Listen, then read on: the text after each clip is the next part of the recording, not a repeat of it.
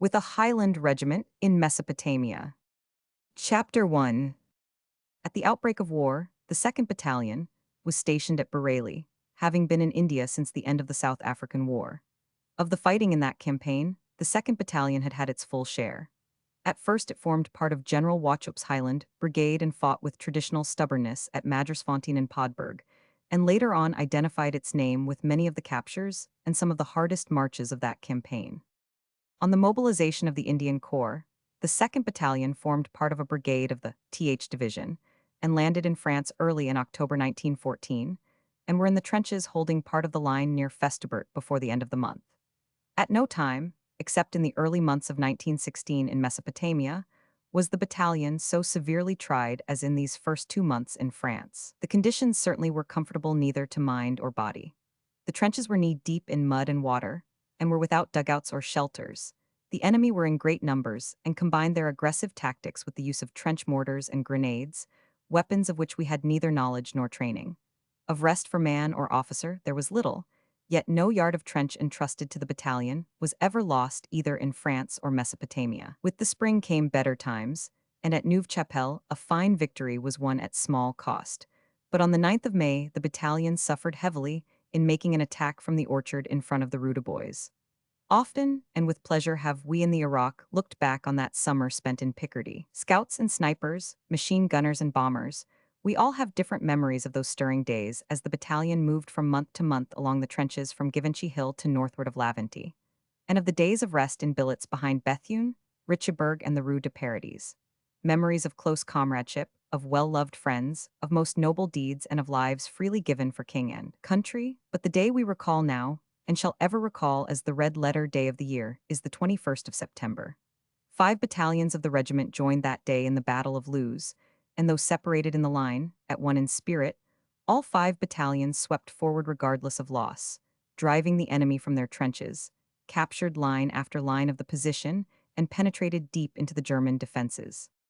The 2nd and 4th battalions had attacked together from Fogwissart, and, in reaching the Moulin de Pictor, an advance of 2 miles made with little support on either left flank or right, the losses had been so severe that the 2 battalions were afterwards amalgamated into one under the command of Colonel Wauchop. These 2 battalions, in conjunction with another Highland regiment under Colonel Thompson, despite several attacks and 4 mines being blown up within our first line, held Givenchy Hill throughout October. Then, when the Germans quieted down in this neighborhood, we returned to our old line near the Rue du Bois. Their rumor had it that the Indian Corps was soon to be sent to Mesopotamia. Some welcomed the idea of change. No one looked forward to another 4 months of the mud of Flanders. Almost everyone who did not know imagined that they would be giving up every discomfort which the winter brought for a picnic in the east, and a quick, successful, and enjoyable march to Baghdad. And so when the rumors were confirmed, the whole battalion was in great spirits. Some obtained short leave to say goodbye to their friends across the channel before leaving for the east, where there would be no short visits home, no getting letters and parcels daily. But the regiment had gained great honor beneath foreign skies, so probably it was going to add to them, even if it was only establishing marching records along the Tigris to their goal at Baghdad. Besides, was not Townshend and his gallant force in danger in Kut? And the idea of forming part of the relieving column appealed to every man. So at the end of November, the regiment entrained behind that long western front, where they had fought for so many months against such terrific odds, and where so many gallant comrades lay buried, and everyone was happy, and no one thought that within a few short weeks the battalion would practically cease to exist. Before they arrived in France, many had never left the shores of Great Britain, and now they were embarking on an expedition that would reveal to them some of the wonders of the East. Is it any wonder, under those circumstances, that no one was downhearted? The train journeyed through the heart of France from the mud of the trenches, leaving the cold and cheerless days behind, for the sunny south was full of interest, and of looking forward to what was in store. Marseille, that busy Mediterranean port which has seen such wonderful scenes of troops arriving from all parts of the world, and of all colors, naturally turned out to see the regiment it had welcomed to defend its frontiers a year before, and which was now en route to defend and fight for the honor of the Allied cause 3,000 miles away. And so, on December the 6th, it was goodbye to the pleasant land of France, and the regiment embarked on the transport 950 strong. Having suffered heavy casualties on the Western Front, few of the original number left France, bound for Basra via the Suez Canal. Before leaving, in appreciation of the stubborn fighting in the Battle of Loos by the 2nd Battalion, the Cross of the Legion of Honor was conferred on the commanding officer, Colonel A.G. Wauchope, 500. So never was an honor more richly deserved, never was the conferring of one more popular. No one who has not served in the regiment can possibly be aware of what the colonel has done to make his battalion one of the most efficient in Mesopotamia. I was very interested in listening to a story told me by a brother officer who was standing alone in a traverse of a trench. Two staff officers were talking in the next traverse, and he heard one remark. Of course, out here at the present the regiment is Wauchope, and Wauchope is the regiment. It is a name most closely connected with the fortunes of the regiment. At the base. At the base. Seen on a creek below Basra. Colonel A.G. Wauchope. Colonel A.G. Wauchope 100, 1000 G 500 SO. Commanding the 2nd Battalion. The journey was a pleasant one. The wonderful change from the damp, depressing dugout to a comfortable cabin was appreciated by the officers, and a dry and comfortable place to sleep in, instead of trying to sleep in the mud of a fire trench, was welcomed by the men. The usual stay at Port Said after successfully evading the submarines, where the wily Arab fleeces the unsuspecting Tommy, was not without interest. The Padre tells an interesting story about how, when he was returning from home, leave to the regiment in India in 1913, he had his fortune told by one of the many fantastic liars that fatten on the stories they weave in this eastern cesspool. The fortune teller told him that within a year he would be returning to Europe by the same canal. In those piping days of peace, he never suspected that it would be with the regiment on active service, but when almost to the day and within the year, he passed through Port Said on his way to France. This one saying, at least of the fortune teller, was forcibly brought home to his mind. Egypt in December is delightful, and more than one expressed the wish that for a time at all events they could be stationed in this most wonderful country. The canal displayed enormous activity. There had been no such activity since the days when it was made. Thousands of Arabs and others toiled and died in making this great work. Today the canal is guarded by thousands of troops. Enormous camps have been established at different places, and posts are in existence all along the waterway. It being so narrow, three-worded conversations take place between the troops on the banks and the men on the trooper. "Who are you?" asked the men on the bank. When the reply is returned, shouts of "Good old Scotland" are raised ashore. Some asked, "Where are you going?" "Messop," they say. "Poor devils," is the encouraging reply. Then some lonely soul asks if any of his regiment are on board, and so it goes on all day. Some swim out from the shore and shout and talk, but one is chiefly impressed by the great number of men guarding this important waterway. Scenes on the creeks below Basra. Scenes on the creeks below Basra. Scenes on the creeks below Basra. Scenes on the creeks below Basra. G.J. Anderson, H.W. Bruce capt. A 1000, Grieve, S.F.G. Alexander 500, H. Anderson. G.J. Anderson, H.W. Bruce capt. A 1000, Grieve, S.F.G. Alexander 500, H. Anderson. 100, J. McConaughey. 100, J. McConaughey.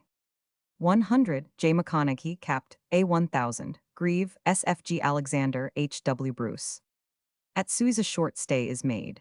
The water is a wonderful opal color. The great desert on our left, the barren rocks, sunburnt and bare on our right, help to make a fascinating picture. One remembers the first time one had passed through the canal, years before in time of peace, and how one had been filled with admiration for the medical officer who came out to the mail boat to give it a clean bill of health to pass through the canal, because she was a woman, and standing month after month of Suez summer weather, which proves too much for many men, leave alone women. But the stay is short, and so as the sun sets, making wonderful coloring over the desert and sea, the journey down the Red Sea is commenced.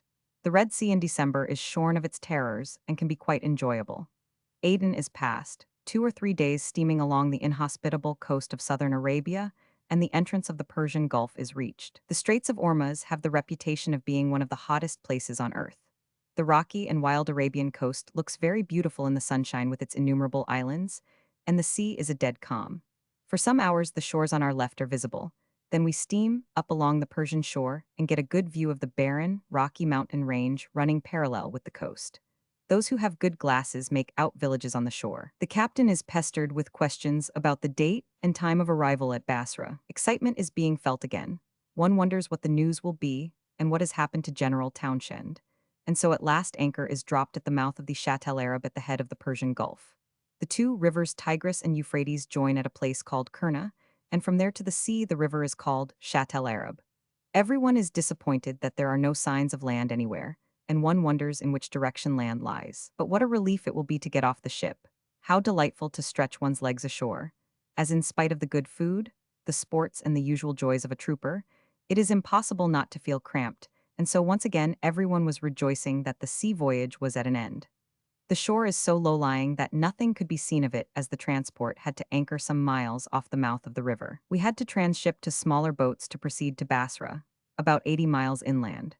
Transshipping is a long and tedious business, but at last it is completed, and we say farewell with a cheer to our transport, and the smaller boat steams towards the shore. In about half an hour we make out some palm trees, and everyone is on the lookout for their first view of Mesopotamia. Slowly we approach the wide mouth of the river, successfully pass over the bar, and the new campaign for us has begun, and it is the last day of the year, 31st December 1915. Chapter 2. It takes about 7 hours from the mouth of the river to Basra. The journey up is of interest as none have been here before, and everything is new. Both sides of the river, the banks are covered with palm trees, stretching inland for distances varying from 500 yards to 3 miles, and after that all is desert. We pass Abadan on our right, where the pipes of the oil fields belonging to the Anglo-Persian oil koi reach the river from Awaz. It has been said that the Mesopotamian campaign was started in the first place to protect these oil fields. One wonders now if it would have been advisable to protect them and hold Basra only, and not push forward further inland. But it is easy to be wise after the event, and high politics, tactics, and strategy do not form part of an account of the doings of the 2nd Battalion, so I must not be led astray. The river is very broad and is navigable for hundreds of miles. Mahamra, the Persian town at the junction of the Shatt el Arab and Karun rivers, looked an interesting place. It is, as many months later I was fortunate enough to be able to spend some time there. The Sheikh of Mahamra has proved a good friend to the British, and almost opposite his palace one can see the remains of the 3 steamers in the river, which the Turks sunk in a vain endeavor to block the passage as they retreated. As good fortune or providence would have it, one boat in sinking swung round and left the passage open. At Mahamra is a big convalescent hospital for white as well as Indian troops. We notice some large barrack-looking houses on our left, one in particular, Beit Nama, attracting attention, but more about that later on as this establishment has now been turned into an hospital for officers. And so at last anchor is dropped off Basra, as Ashar is usually referred to as Basra by everyone out of the actual place. Was this the romantic spot from which Sinbad the sailor started on his wonderful voyages? Was this the spot that so many have imagined must be one of the wonderful places of the East, when they are thousands of miles away from it? A famous traveler has said that its European inhabitants only remain alive during the day through a perception of the humor of their situation, and by night through the agency of the prayers of their despairing relatives. For Basra has the most malarial air, the most choleric water, and the most infernal climate of any spot in the world outside Tophet. The Padre, the Quartermaster. The Padre, the Quartermaster. Everyday scenes in Ashar. Everyday scenes in Ashar. Ashar barracks. Street scenes in Ashar. Street scenes in Ashar. One company of the regiment had traveled out on a different transport, with another Highland unit, and arrived a day or so in advance, and were awaiting the arrival of the main body at Basra. They were very interested in the place, and were full of their adventures and of rumors. One thing was evident, one thing alone mattered. Troops were needed, urgently needed, at the front, and we were at once ordered to proceed upriver. The regiment transshipped in midstream, not even having time to land, and were taken up by 2 river boats with barges attached on either side. Not a man who made that journey and is still alive will ever forget the P7 or the Salami. The time since leaving France had not been wasted. Everything that could possibly be done to keep the men fit and their minds active was done. Physical drill every morning, sports were got up, concerts. The colonel himself taking a big interest and share in everything that tended to the comfort of his men. At the best of times, life on a troopship is a cramped existence, but in comparison to the upriver voyages, it is a life of luxury. The world has been scoured for river boats for this campaign. Steamers from the Nile, The Irrawaddy and the Thames are doing excellent work in carrying troops and supplies to the fighting line. Part of the river is so narrow that it is dangerous for paddle boats to attempt the journey without lighters attached, as bumping into the sides of the bank, the paddle boxes would be smashed. The trip up the river in January is by no means a pleasure one. It is not now, and it was much less so in January 1916. The nights are cold, and in the early morning the river is lost in mist. At nights it is usually necessary to tie up at the side of the bank or to anchor in midstream. Only on bright moonlight nights, and not always then, can progress be made. The flood season on the Tigris is at its height about May and continues so till about the end of June. The river gradually falls in July and August and is at its lowest level during the months of September, October, and November. It rises during the rains in December and January, sometimes as much as 4 or 5 feet, and this keeps the river fairly high during the following 2 months. In April, the river rises still higher owing to the melting of the snow on the mountains in the north. These are the normal changes that come as regularly as winter follows autumn. There may be slight variations, such as more rain one winter season than another. For instance, January 1916 was far wetter than January 1917. There are occasional high floods owing to the rain, and in January 1896, the river rose 8 feet in one night at Baghdad. Capt. McQueen RA 1100, Capt. McQueen RA 1100, on his way to Europe. Entrance to Ashar Barracks. Entrance to Ashar Barracks. Basra Barracks. Basra Barracks. Arabs enjoy an al fresco meal of dates. Arabs enjoy an al fresco meal of dates. The Sheikh of Zober and his son. The Sheikh of Zober and his son. Arab Bazaar. Arab Bazaar. The men crowded onto the barges attached to the side of the paddle boats, and of course everything was of interest. Everything was new in this, the oldest country in the world, because Kurna at the junction of the Tigris and the Euphrates has the reputation of being the site of the Garden of Eden. Many and various are the jokes which have been made against this most unfortunate of places by members of the expeditionary force, but all amount to the one thing, that Adam and Eve had very little to lose in being driven out, if it is unchanged since those days. The belt of palm trees which so attracted our attention along the banks from the mouth of the Gulf to Basra still continues, but they are thinning down very considerably, and by the time Kurna is reached the belt has no depth at all. There is no question of a halt, no question of a rest. Push on is the order of the day. It may seem somewhat absurd now, but it brings home to one the eagerness of all to share in the relief of Kut, that the first thing the colonel did on landing at Basra was to wire to the corps commander at the front, asking him to arrange for the battalion to follow up the relieving column if it had passed Ali Garbai before the regiment arrived. Regardless of risk, regardless of orders, urged on by the colonel, the 2 steamers bearing the battalion pushed forward by night as by day for fear of not overtaking the relieving column. The winding of the river seemed interminable to those eager to be at the front, and there is little to relieve the monotony of the flat plain, save the coloring at dawn and dusk, and the appearance of a few mahellas floating downstream with their broad sails outspread to catch the northwest wind. At Kurna the palm belt ceases, and only at odd places and around villages are trees again to be seen. One cannot fail to be struck with the enormous possibilities the country offers for cultivation, if only properly irrigated. Thousands and thousands of acres of the best of soil, and everywhere as flat as Salisbury Plain. We now begin to see small Arab villages along the banks of the river. They look dirty and dilapidated. The Arabs look filthy, but some have very pleasant faces, and both men and women impress one with their strength.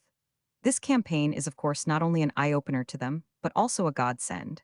They beg and steal on every possible occasion, and on going through the narrows, a lot of amusement is obtained in bargaining with them. The troops crowd on to the barges, as they bump along the sides of the river banks which are only 2 or 3 feet higher than the barge, and buy from the Arab women and children running along the banks selling eggs and fowls. As the demand has risen, the prices have also advanced, and whereas at the opening of the campaign one could buy a dozen eggs for 4 pence, by January 1917, I have seen officers pay 2 pence each or more. It is scarcely safe to jump ashore, as any moment the boat may launch out again into the middle of the stream, but when tied up by the bank waiting for another boat to pass, brisk business can be carried on. The boats going up usually give way to those coming down, as the ones coming down may have wounded and sick, and all must be done to get them down to hospital as soon as possible, and so the time passes. At one end of the Narrows is Ezra's tomb, a building surmounted by a blue-tiled dome, which is evidently of no very ancient origin. We were informed that the edifice had been erected in memory of Ezra by a wealthy Jew, and that the place had become a sort of place of pilgrimage. Clustering round it is a small Arab hamlet with the usual sprinkling of palm trees and an abundance of dirt and filth, without which surely the Arab could not exist. The officers' mess. The officers' mess, Falahia the adjutant, captain in 1000, Ritchie 500, SO studies military law. J1000, Cowie T. Henderson, A. Young killed, G5, Stuart T. Gillespie killed. J1000, Cowie T. Henderson, A. Young killed, G5, Stuart T. Gillespie killed. J1000, Cowie G5, Stuart T. Henderson, J. H. Cotterill killed, H. W. Bruce killed. J1000, Cowie G5, Stuart T. Henderson, J. H. Cotterill killed, H. W. Bruce killed. Set the bar. Set the bar. River scenes. River scenes. River scenes. At the northern end of the Narrows is the village of Kalat Sahib with its minarets and lovely reflections. Then, Amara is sighted. We are now 120 miles from our base, and this place makes a kind of a halfway house between Basra and Baghdad, and for the first time the battalion lands in Mesopotamia. It was about 3 o'clock in the afternoon that the order to disembark was received. Wonder was expressed at the command as everyone knew that this was still a long way behind the firing line, and was it the intention to march the rest of the distance? And if so, why? As we were so much needed. All these queries and doubts, however, were soon put an end to when it became known that the colonel had decided to land and practice an attack. He knew that at any moment his regiment might be thrown into action, and as the long journey was found to have a stiffening effect on one's limbs, he decided on some small practice maneuvers before the actual and real thing took place. What a pleasure to get on shore again. At such a moment, a regiment is almost like a boys' school, let out after hours. Everyone was in high fettle and pleased, our long journey was nearing its end, and very soon we would be relieving General Townshend, who had been locked up in Kut since December 5th. By 3 o'clock all were ashore and an attack on an imaginary enemy was practiced, and of course victory achieved. But on returning to the river, it was found that the boats had moved up a mile or so, and tired and weary the regiment had to go in search of them, and to add to the discomfort the rain started to come down, so that by the time everyone was on board again at 7:30, it was dark and the men were wet, and a very subdued regiment ate their evening meal in comparison to the high spirits of earlier in the afternoon.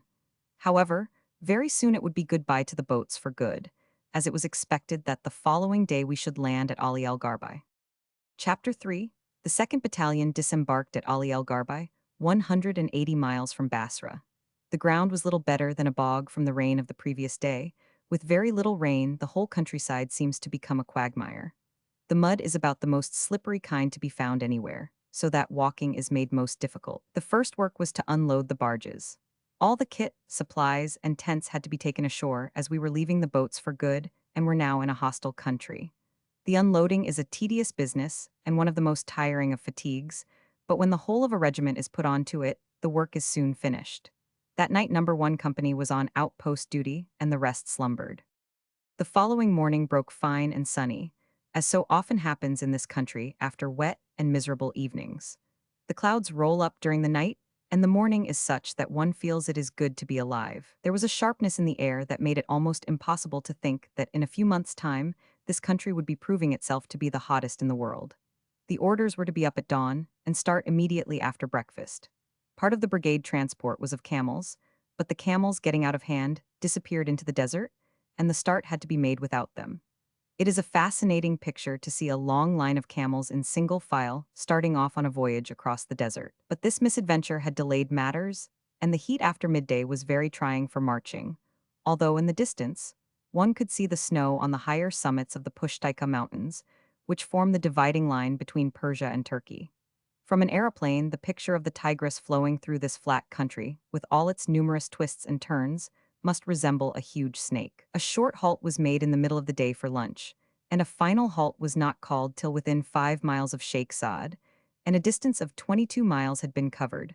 Not bad work, considering the regiment had just landed after being cooped up for a month on transports and river boats. But everyone was dead tired and exhausted, and Number 1 Company was pleased that they had provided the outposts the previous night, and that it was the turn of Number 2 to do duty.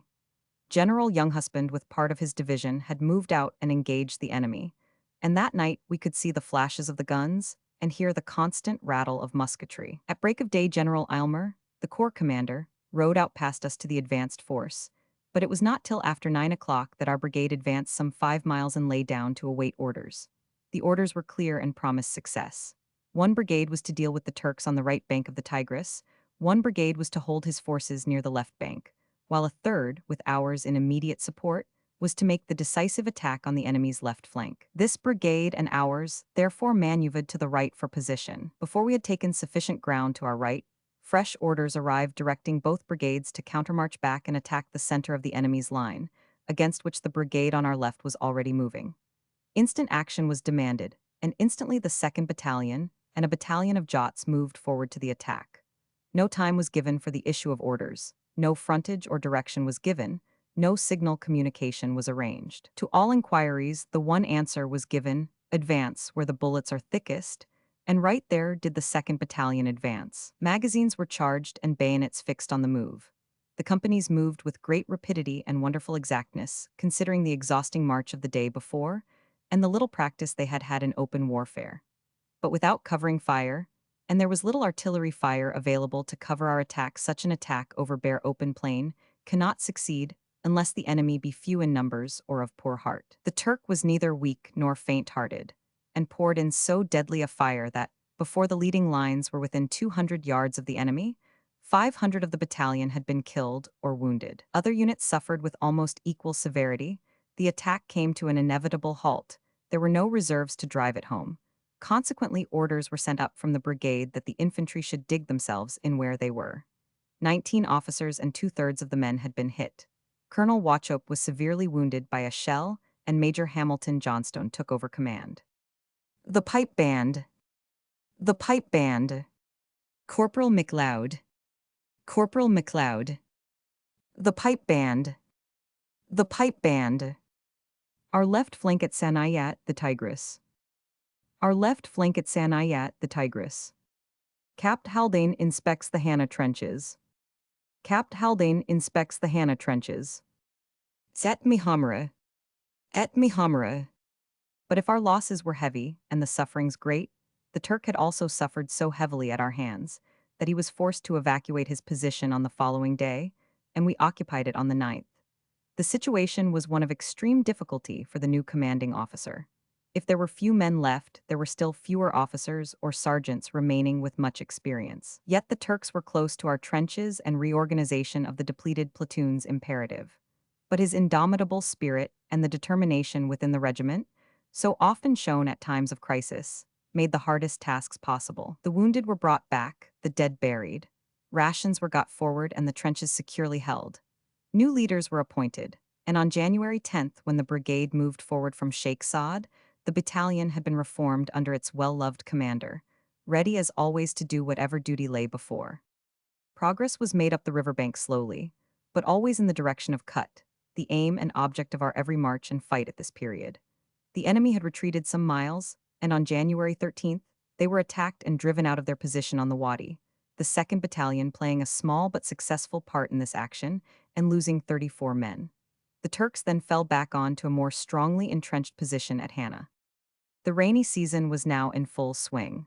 It rained day after day, and the whole country became sodden, making it very difficult to move troops and almost impossible to move artillery. The discomfort the men suffered is almost indescribable, with no tents and everyone chronically wet to the skin and unable to have properly cooked food, made a seemingly hopeless position.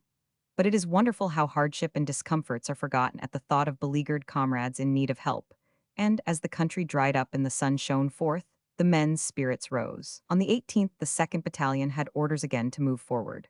They did so and occupied a line of trenches about 2,000 yards off the enemy, who were strongly entrenched in what is now known as the Hannah position.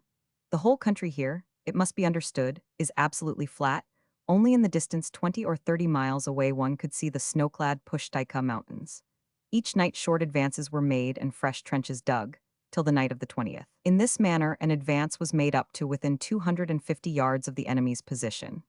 There, under cover of darkness, the last line of trenches were dug, and the companies deployed into two lines, and there they faced the enemy and awaited dawn. The battalion and our old friends, the Jots, had been lent to another brigade detailed to make the decisive assault on the morning of the 21st. Major Hamilton Johnston had made every possible arrangement for a successful assault, and the leading lines were well within striking distance of the enemy. But however brilliantly carried out an assault may be, however gallant and determined the men, to ensure a lasting success against a determined foe, there must be weight as well as depth in the attack. Now, on the night of the 20th, owing to the movement among the troops, lack of reconnaissance, and the mud, the troops in rear of the two leading battalions were deployed so far back that though they moved forward in the morning simultaneously with the Jots and Highlanders, they suffered such losses on their way that none were able to reach the enemy trenches. And dire was our need there for support. At a given signal, our artillery opened a light bombardment of 7 minutes. Then the long-awaited and thrilling order to assault was given. The companies made a magnificent response and all rushed forward, crossed the muddy waterlogged no-man's land with their left 200 or 300 yards from the river, and gained the objective, though not without losses. No pause had been made for firing, for the bayonet was the weapon our men trusted. More and more it is proved that the bayonet is the weapon that wins the trench, the rifle the defensive weapon that holds it. Yet though no pause had been made, our losses in that charge were severe. Major Hamilton Johnston was struck first by bullet, and then, almost at once, killed by shell. Only 4 officers reached the objective, and of these 3 were wounded. The Turks fought desperately, and it was only after a severe struggle that we captured some 300 yards of the first-line trench. The Jots had suffered fully as severely as ourselves, but a certain number joined up with our men and fought right well, but no further assistance was forthcoming. The colonel was once asked by the higher command if such and such a trench could be captured. "My regiment," he replies, "will capture any trench, but it is a different matter whether it is possible to hold it." Then for 1¼ hours, the length of time which the trench was held, the regiment added a very glorious page to its history. Great gallantry was displayed and loot. 1,000. 1,000. Thorburn, who was severely wounded by a bayonet thrust, received the Military Cross as an immediate award. The enemy counterattacked from 2 sides, and our few bombs, though replenished from some captured from the enemy, were soon expended. But many charges up the trenches were made to bomb them out. 2 machine guns were captured and put out of action. Slowly, however, the Turks drove the remnants of our platoons towards the river, and the killed and wounded greatly outnumbered the survivors. Second Lieutenant Souther was wounded but refused to retire, and every moment the situation was getting more desperate. Second Lieutenant Henderson assumed command and was gallantly supported by 100 S-1000 Proudfoot and Sergeant MacDonald. Seeing that the position was untenable, 100 S-1000 Proudfoot asked Second Lieutenant Henderson if he did not think it would be wise to fall back, as no assistance was being sent and men were being uselessly sacrificed. "How can I order the regiment to retire?" he replied. 100 S-1000 Proudfoot and Sirkt MacDonald were both killed. 2 of the finest men in the regiment they were, and both had been recommended for commissions. Proudfoot would have made a splendid officer. He had perhaps the finest physique of any man in the battalion, and for long had been the best real dancer.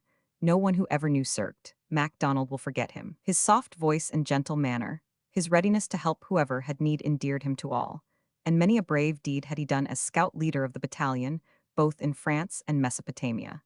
It now became impossible to remain unsupported in the enemy's position. Slowly and in good order, some 80 men, 1/4 of those who had started the attack 2 hours before, retired across no man's land and regained our trenches. Captured Turkish officers. Captured Turkish officers. Turkish prisoners arrive at Basra. Turkish prisoners arrive at Basra.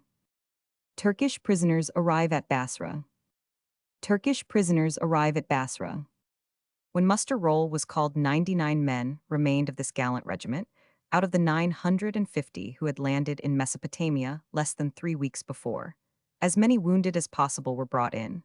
The Padre, Major the Revd.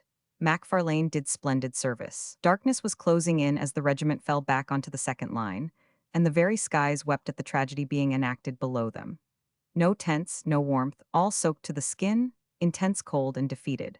It is possible to be happy even if wet, cold and hungry if you're victorious, but to be wet, cold and defeated, and yet undaunted is worthy of the highest traditions of heroes. The following day, what remained of the battalion was moved across the river, and Second Lieutenant Stuart Smith assumed command, to be followed shortly by Captain Craik. The stay on the right bank of the river was short, and the remnants of the battalion were again, soon on the left bank.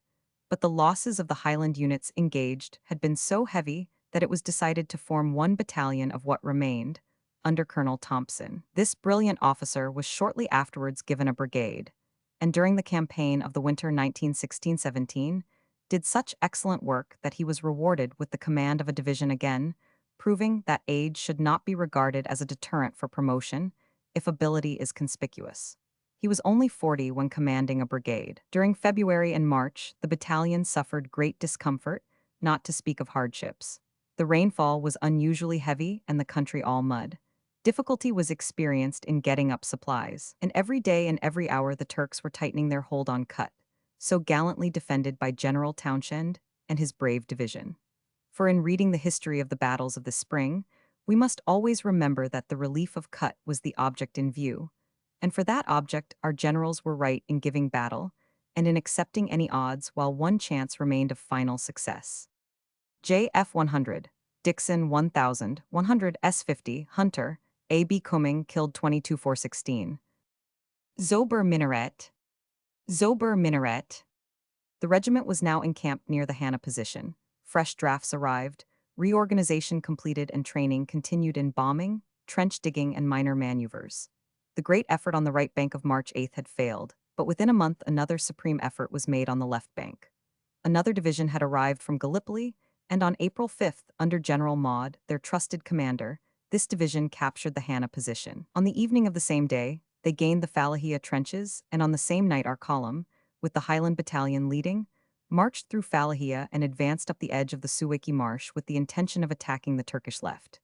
As so often happens, however, on a night march, some delay occurred, and at dawn the troops had not reached their objective and were not fully deployed. The Turks opened a very heavy fire, practically destroying our leading platoons, and, as we were still some 600 yards from their trenches, the order was given to dig in where we were. This was done, but the weather this year was beyond all precedent. The marsh kept on rising, and before evening it had flooded our men out of the new trenches. We were consequently ordered to retire 300 yards and dig in afresh. On the 7th, a demonstration in force was carried out by fresh troops. Little was affected by this demonstration, as it was checked mainly by shell and machine gun fire before advancing very far. Like many another effort of these heartbreaking days, it was foredoomed to fail, and the spirits of the troops and their fighting value was only maintained by the stern resolve that every man would continue fighting, no matter against what odds, so long as the flag was still flying over Kut. On the night of the 8th, another division took over our trenches, and on the following evening made a night advance and attacked the Sanayat position. Heavy casualties were incurred, but they failed to reach the enemy's position. We therefore again took over and held the trenches until April 22nd. A final attack was planned for that day to be made by 2 brigades, but at the last moment, the brigade on our right found the ground in their front impassable owing to the rising of the marsh. Consequently, in the assault, we were exposed to a heavy fire from our right flank as well as from the front. Nevertheless, the gallant Highlanders swept across the muddy ground, drove the enemy from his first line, and assaulted the second. Lieutenant Forrester led his platoon against the third line, but from that gallant assault none returned. Major Inglis, the senior officer with the battalion, and many another were killed. The enemy trenches were in most places filled with water. To consolidate our position was impossible, and, fired on from 3 sides, the survivors of the brigade were forced slowly back to their original position. With new drafts, the Highland Battalion had attacked at full strength, but suffered during the day over 600 casualties. Views of Beit Nama Hospital. Views of Beit Nama Hospital. Views of Beit Nama Hospital. Views of Beit Nama Hospital. In the garden of Beit Nama Hospital. In the garden of Beit Nama Hospital. The hospital launch. The hospital launch. A hospital ship. A hospital ship. Officers' tents Falahia. Officers' tents Falahia. The mess tents Falahia. The mess tents Falahia. The regiment moves off. The regiment moves off. Arab girls. Arab girls. The position now in Kut was almost hopeless, and General Townshend began to destroy his stores and guns. One last but very gallant attempt was to be made to get supplies in, and the general officer commanding the expeditionary force reported as follows. At 8 p. 1000, on April 24, 1916, with a crew from the Royal Navy under Lieutenant Furman, RN, assisted by Lieutenant Commander Cowley, RN5. The Julnar, carrying 270 tons of supplies, left Falahia in an attempt to reach Kut. Her departure was covered by all artillery and machine gun fire that could be brought to bear, in the hope of attracting the enemy's attention. She was, however, discovered and shelled on her passage up the river. At 1 a. 1000 on the 25th, General Townshend reported that she had not yet arrived, and that at midnight a burst of heavy firing had been heard at Magasis, some 8-12 miles from Kut by river, which had suddenly ceased. There could be little doubt that the enterprise had failed, and the next day the air service reported the Julnar in the hands of the Turks at Magasis. The leaders of this brave attempt, Lieutenant H.O.B. Furman, R.N., and his assistant Lieutenant Commander 100. H. Cowley, RN5. The latter of whom, throughout the campaign in Mesopotamia, performed magnificent service in command of the Megiddo, have been reported by the Turks to have been killed. The remainder of the gallant crew, including 5 wounded, are prisoners of war. Knowing well the chances against them, all the gallant officers and men who manned the Julnar for the occasion were volunteers. I trust the services in this connection of Lieut. H.O.B. Furman, R.N., and Lieutenant Commander 100. H. Cowley, RN5. His assistant, both of whom were unfortunately killed, may be recognized by the posthumous grant of some suitable honor. Admiralty. The King has been graciously pleased to approve of the posthumous grant of the Victoria Cross to the undermentioned officers, in recognition of their conspicuous gallantry, in an attempt to reprovision the force besieged in Kut-el Amara. Lieut. Humphrey Osbaldeston Brooke Furman, R.N. Lieut. Commander Charles Henry Cowley, RN5, R. After a stubborn defense for 143 days, General Townshend's supplies were exhausted, and he was compelled to surrender on April 29 with 9,000 men. On the banks of the Tigris, 125 in the shade. On the banks of the Tigris, 125 in the shade. Beit Nama Hospital. Beit Nama Hospital. One of the noble band of sisters. One of the noble band of sisters. A winter sunrise, Beit Nama Hospital. A winter sunrise, Beit Nama Hospital. Chapter 4. The strategical importance of Kut-el Amara lies in the fact that it is at the junction of the Shatt el-Hai with the Tigris. The force which controls Kut has the choice of movement down the Hai or the Tigris at will, and this advantage was with the Turk. The summer was rapidly advancing with its awful heat, and the enemy, unable to press his advantage any further, was quite willing to remain in his trenches and await events. And so for 7 months both sides resorted to trench warfare, and sat down facing each other through the most trying period of the year. The Secretary of State made the following announcement. General Lake reports on May 20th that the right south bank of the Tigris is clear of the enemy as far as the Shatt el-Hai, except for small rear guards covering the bridge over the Hai, some 500 yards below its junction with the Tigris. Our main force on this bank has reached the line Magasis-Dujala. On the left, north, bank, the enemy are reported to be still occupying the Sanayat position. Weather is intensely hot and trying, and temperature during the last few days has been over 100 degrees in the shade.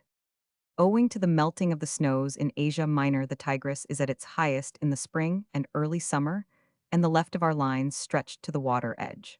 The Suwiki Marsh is also very full at this season, and forms a natural protection to the right flank of the Sanayat position. Consequently, as the front held was under 2 miles, the lines could be safely held by 1 brigade at a time, with the other 2 in reserve. The procedure adopted during the summer months was for 1 brigade to hold the trenches, 1 brigade in the forward area rest camp, and the other the rearward area rest camp, situated at the bridgehead opposite Arab village, some 6 miles behind the firing line. Fresh troops were arriving in the country daily, drafts to different regiments to make up for those killed, wounded, and sick. A great number coming direct from England and Scotland, and quite unaccustomed to the great heat, went sick immediately on arrival in the country. In addition, however, many wounded were now returning. The numbers at the front increased, and in May, Colonel Thompson was appointed to the command of a brigade on the right bank, and Colonel Wauchope took over the Highland Battalion. Throughout the summer, our division held the Sanayat position. In spite of numerous drafts, the Highland Battalion remained considerably under strength both in men and officers until August. By that time, the battalion was about 1,200 strong, and it was split up into its two original units, our comrades being posted to another brigade. Guns and boat captured from the Turks' guns, and boat captured from the Turks' guns, and boat captured from the Turks. Guns and boat captured from the Turks.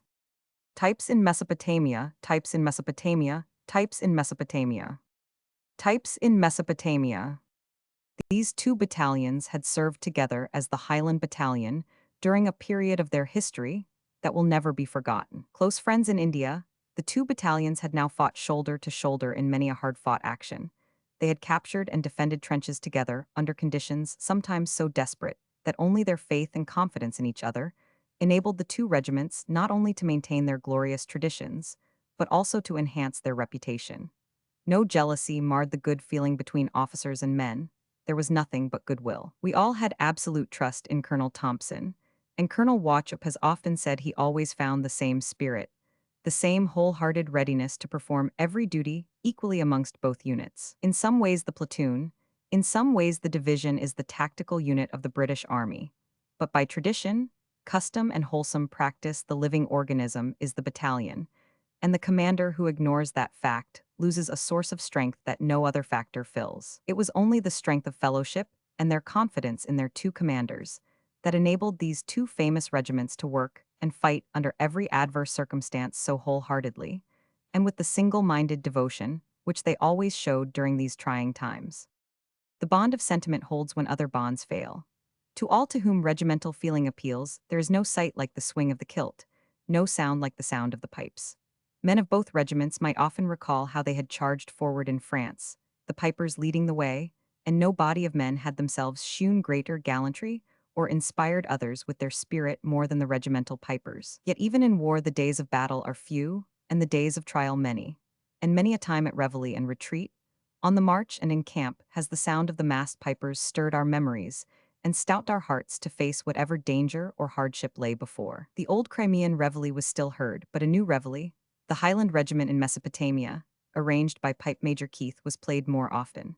During a long march, Scotland's My Ain Hame and Neil Gow's Farewell to Whiskey were often called for, and on reaching camp before striking up with the Blue Bonnets, the pipers always played the colonel's favorite air, After the Battle. In these days, lack of tents and the excessive heat were minor troubles compared to the prevalence of sickness and constant flow of casualties. Whatever the strength of the battalion, the duties had to be performed. Again and again, men left their turn of sentry duty only to take part in one of the innumerable but essential working parties. Over and over again men had to work throughout the cooler hours of the 24, and pick up what rest they might in the heat and glare, amid the dust and flies, of midday. But if there was much sickness, there was no grumbling, and the energy and thoroughness with which all duties were performed will remain for all time a lasting credit to the men of the regiment. The average age of the company commanders was 1 and 20, yet the 100. O told me that never was a colonel better served in this and every respect. The adjutant was under 20, but no more capable or devoted officer was ever adjutant to the regiment. The sergeant major was absent sick, and during part of the time there were but 4 sergeants remaining with the battalion, but the young men specially selected to fill the vacancies responded to the call, accepted all their responsibilities, and never was the standard of discipline or smartness higher in the battalion. Of the many awards given to the battalion, I doubt if any were better deserved than the 500 SO gained by the adjutant and the 2 military crosses awarded in succession to our 2 regimental sergeant majors. To these might well be added the 4 500, 100 Ms. gained by the 4 sergeant bombers, 2 of whom added a bar to their medals, and unsurpassed by any the 500 100, 1000, with the bar gained by the stretcher-bearer sergeant. On August 28th, General Maud took over command, and his wonderful capacity for administration was soon manifested. Also, more boats were arriving for river transport, more supplies, both medical and military, were being sent out. Control of the campaign was taken over by the War Office. Canteens were established at different points, enabling both officers and men to buy small luxuries, and the Y1000, 100, A had branches established at many places. The country will never be able to thank the Y1000, 100, enough for what they did for its soldiers in Mesopotamia. The hospitals were being rapidly well established, and excellent work was being done to provide all necessary accommodation and comfort for sick men and wounded. Casualty clearing stations were in full swing, and hundreds of men were sent down the line from hospital to hospital, in many cases to eventually be sent to India in an endeavor to be restored to health, after having endured all sorts of privations and hardships in Mesopotamia. An excellent officers' hospital was established at Amara and went under the name of the Rawalpindi Hospital. It was well run and had a large and capable staff. There were other hospitals at Amara for officers and men, and improvements were being added daily. There was a large number of hospitals in Basra, and a very fine one called the Beit Nama Hospital, about 6 miles below Basra. Beautifully situated on the banks of the river and surrounded by palm trees, was opened in June 1916 to try and relieve the pressure of officers coming downriver, which number 3 British General Hospital could not easily cope with. This place was fitted up with electric light and electric fans, hot and cold water baths, lift, ice and soda water factories, up-to-date X-ray installation, and an operating theater for surgical cases. They took in on an average about 135 officers a month and sent on an average 28 to India. It had accommodation for 100 officers and had a staff of 3 medical officers, a matron, and 7 sisters. The work done by the nursing sisters in this country, the untiring devotion to duty displayed under most trying climatic conditions, when the temperature rose to nearly 130 degrees in the shade, is beyond all praise, and only those who have seen and suffered in this campaign should be competent to judge. The second in command, the doctor in the trenches. The second in command, the doctor in the trenches. Amongst the palm trees, amongst the palm trees, amongst the palm trees. Amongst the palm trees. Chapter 5. All these improvements, all these reinforcements, all these extra supplies could have but one meaning and but one end in view, and that was as soon as the summer heat was over, in the words of Nelson's famous signal, to engage the enemy more closely. The time spent out of the trenches was no holiday. One talked of going back to the rest camp. But rest camp was only a kindly term. It did not mean, as one might be led to believe, a delightful camp where comfortable chairs and well-served meals were supplied to tired and war-worn officers and men. No such thing. In fact, so much the opposite was the case that one often heard it remarked that one got far more rest in the trenches than in any rest camp at the immediate front. The colonel of the regiment was a thruster. He never wasted a moment himself and would have his regiment the same. On the great bronze gong of one of our battalions is engraved, "I mark the hours, do you?" Certainly the colonel of the 2nd Battalion, 999. It was too hot for any drill or outside parades between the hours of 9 A 1000 and 5 P 1000. So everyone gasped for air inside their tents during those awful hours when the temperature rose to 124 in the shade, and the one thing one prayed for was the hastening of sunset. But if the officers or men slept or tried to sleep during those trying hours, it was not so. With the colonel, at almost any time one visited his tent, it was to find him busy. He did not seem to know what it was to suffer from fatigue, and during all those trying summer months, when with one solitary exception, every officer was off duty ill for some period of time, however short, the commanding officer was only confined to his tent for half a day. Duties commenced soon after sunrise, and very often before, every opportunity being taken to make as much use of the coolest and light hours of the 24. A very strict course of intensive training was gone through, and the results were to make themselves manifest early the next year. Bombing was practiced morning and night. Bayonet fighting was excelled in, and attacks by bombers and bayonetmen were practiced with frequency in trenches especially prepared for the purpose. Officers were trained to march by compass and stars, and some were even given a course of riding lessons, nothing being left to chance. The long, hot, trying summer was not wasted.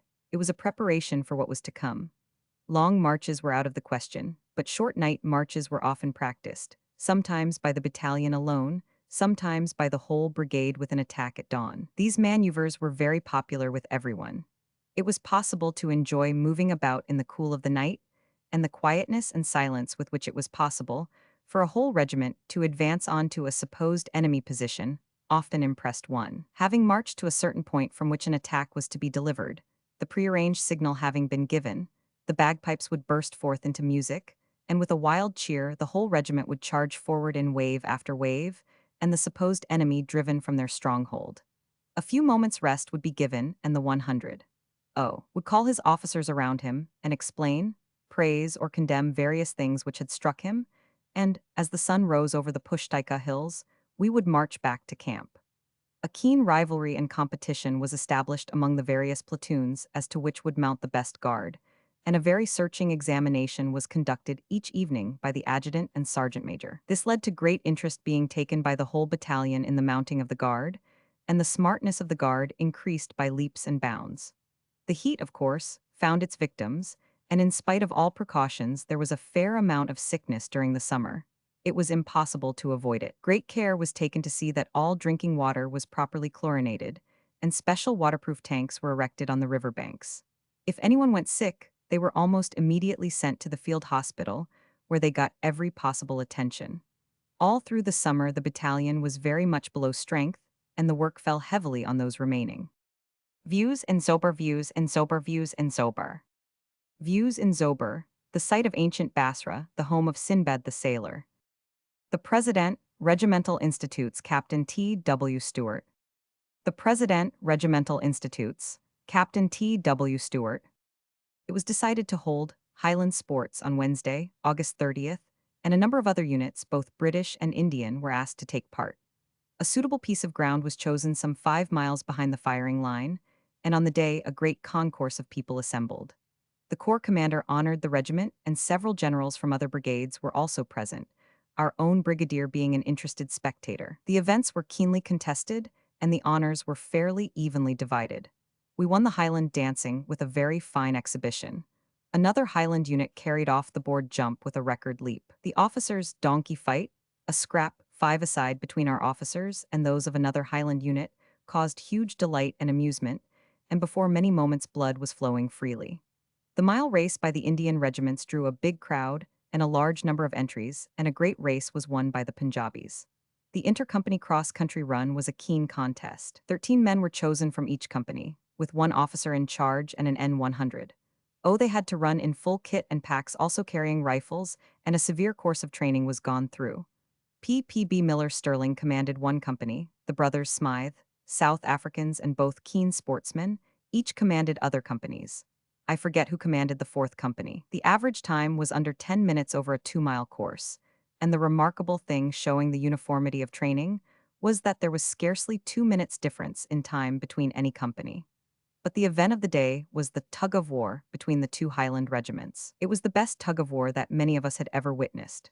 The sides had been carefully picked and well trained. Officers and men cheered on their respective regiments. The crowd of onlookers swelled till the whole brigade was looking on in feverish suspense, and so even were the sides that, for nearly 5 minutes, not an inch of ground was lost or gained. The cheering ceased and the silence became intense. One could see the veins standing out on the competitors' foreheads and perspiration pouring off their faces, each man pulling to the last ounce. Then our coach shouted, "Come away," and as if by magic they gave a convulsive pull and gained a foot. The spell was broken, and the men of our regiment looking on gave a wild cheer. In a second everyone was shouting for their side, but slowly, very slowly, inch by inch they were winning. They would lose a foot and then gain two, till after one of the sternest pulls in the history of the regiment, our opponents crossed the line and we were victors. Both sides sank exhausted to the ground as their regiments cheered them to the echo. Perhaps some daring Turkish flying man heard that brave cheer from his observation car, far above, and thought the mad English were practicing some new game to worry his existence. That evening, at a concert given by the regiment, the general made a speech and congratulated the two teams on the best tug-of-war he had ever seen, congratulating them on their splendid staying powers and for the tenacity and determination they had displayed, which he remarked augured ill for the Turk in the coming months. History records how true was his prophecy. Our brigadier was General Charles Norrie, whose gallantry in the field was well known, as in some strange way gallantry ever is known, to every man who served under him.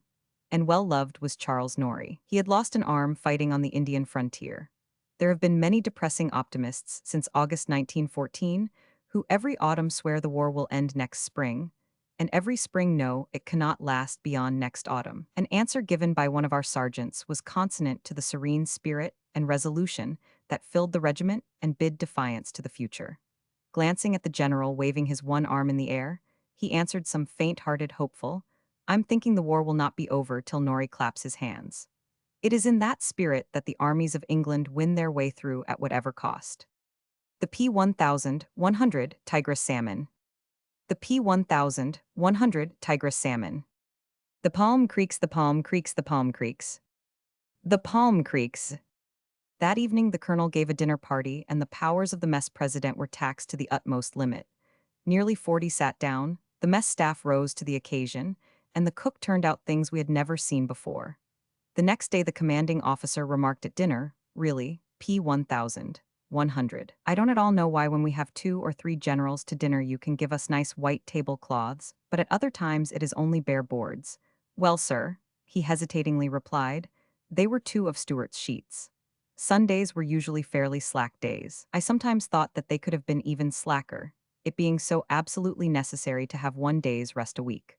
Church parade would be held in the early morning, and another service at 6 in the evening after the sun had set. These evening services were very impressive. We would form round in a half circle sitting on the grass, or what formed a substitute for grass, with the padre in the middle. The commanding officer would sit at one end of the half circle either amongst his officers or at the other end amongst the men, and the padre, knowing well the limits of human endurance and the severe test that the great heat was putting us to, never preached too long a sermon. We all loved him, and as he had been with the regiment for a dozen years, he knew everyone and about everyone, and when he went sick after the great advance on Baghdad, all felt that they had temporarily lost a friend. We were miles away from any village and still further from any town, so there was no one to visit on Sundays and no social life. Unlike our comrades in France, we were unable to enjoy the hospitality of a friendly population or look forward to going home on leave. We were out here, and we knew it meant for months or maybe years. Leave in a restricted form was granted to India during the 1916 summer, but that is going from one hot country to another, and, though appreciated, could not be compared to going home. We knew 2 or 3 days in advance, the day that we would go up to the trenches for our spell, and we usually went in at the commencement of the month, so had the advantage, or disadvantage as it sometimes proved, of having a full moon. The distance to march was about 3 miles before we reached the end of the communication trench, and we never started till late in the afternoon. All that day we were busy preparing our trench kits and packing up the necessary kit, which had to be as little as possible. We always marched up in kilts and marched out in kilts, but during our stay there our clothes were the irreducible minimum, shorts and shirts. I well remember my first spell in the trenches of the famous Saniat position. We usually held the center of the line, with an Indian regiment on either side and one in reserve. We left camp soon after 7. The night was one of those wonderful clear still moonlight nights for which this country is justly famous. It was difficult to imagine before one came within sound of rifle fire that a grim struggle was being enacted a mile or so in front. Everything was still quiet and peaceful. There were no villages to pass through on our way up. It was simply open flat country with a river on one side and a marsh on the other. A long dusty road leading from the rest camps to the rear of the trenches. A light was burning in brigade headquarters and a sentry on duty, and we silently filed up the long communication trench, which was deep in dust as rain had not fallen for months. We passed fatigue parties coming down for rations, and the dust was most distressing. The relief of trenches is usually a long and tedious process. Handing over stores, getting receipts, pointing out anything of exceptional interest, and generally getting settled down for 10 or 14 days. The regimental headquarters were about 200 yards behind the front line, and connected up by telephone, and various companies and platoons took it in turn to do their round of duty in the front line. I think in the trenches you come to know men as you can get to know them in no other place. The reserve of civilization is often thrown off, and you know a man for what he is, not for what he would have you think he is. I remember sitting one night on the fire step of the front line trench and having a long and interesting talk with a sergeant about Nigeria. He was telling me all about his life out there before the war, and the part he took in the Cameroon campaign. Back in a rest camp, he would never have got so communicative, but when one knows that one's lives are dependent on each other, a close comradeship often results between both officers and men. This gallant fellow some months later was killed as his company was advancing to attack a Turkish position after the capture of Baghdad. I always feel glad I had that talk with him. Ashar Creek. Ashar Creek. Ashar Creek. Ashar Creek. Native Bazaar Ashar. Native Bazaar Ashar. Scenes in Basra, scenes in Basra, scenes in Basra. Scenes in Basra. The nights in the trenches were the busiest time, not only on account of darkness, but also on account of coolness. At 9 o'clock in the morning, an inspection of rifles and kit would be held by the company officers, after which the whole company would retire to dugouts in the reserve frontline trenches, 10 yards behind the fire trench, and then endeavor to get through the day as well as possible. The dugouts had not the comforts of present-day dugouts on the Western Front. The only roof we had was sailcloth, so if a shell happened to strike it, the results were fatal. This sailcloth kept the sun off, but the heat was terrific. Sentries only, and one officer per company were kept on duty during the day in the front line, where there was not a yard of shade. The sun beat down with relentless vigor, and gradually, as the day wore on, the temperature would rise to 120 degrees in the shade and 160 degrees in the sun, and there was no shade. And this was not for a day or 2 days, but week after week. After 9 o'clock in the morning, a death-like stillness would creep over everything, both sides suffering too much to be able to add any more suffering to each other. The stillness would be broken now and again by the crack of a sniper's rifle, and one dare not look over the parapet. In the early mornings, aeroplanes would fly over the lines, but without any great show of activity on either side. The heat kept everything quiet. The very flies are scarce in the hottest months. Only the sandflies torment one at night, and so the day gradually passes, and as one goes the round to see everything is in order and one sees the men stretched out in their dugouts, reading, trying to sleep, very few talking and all suffering, one remembers with what irritation one had read in a famous London daily paper a query: why the Mesopotamian campaign had come to an end during the summer, why no advance was heard of. One longed to put the writer of that article over the parapet in the sun, where within 5 minutes or less, he would have his question answered. At times, on a hot parching day lying in one's dugout, one would hear a great flutter of wings as a flight of cranes or wild geese flew over our lines, immediately followed by a loud fusillade of rifle fire as the sentries endeavored to bring one down.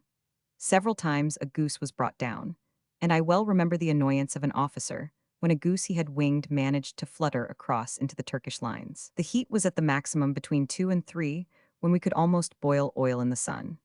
At 4 o'clock things livened up somewhat, and at 5:30, everyone stood ready in the front line, awaiting any possible attack, but neither side showed any intention of attacking. Night duties were arranged, parapets had to be mended, new trenches dug, barbed wire put out, and all the necessary work in connection with trench warfare continued.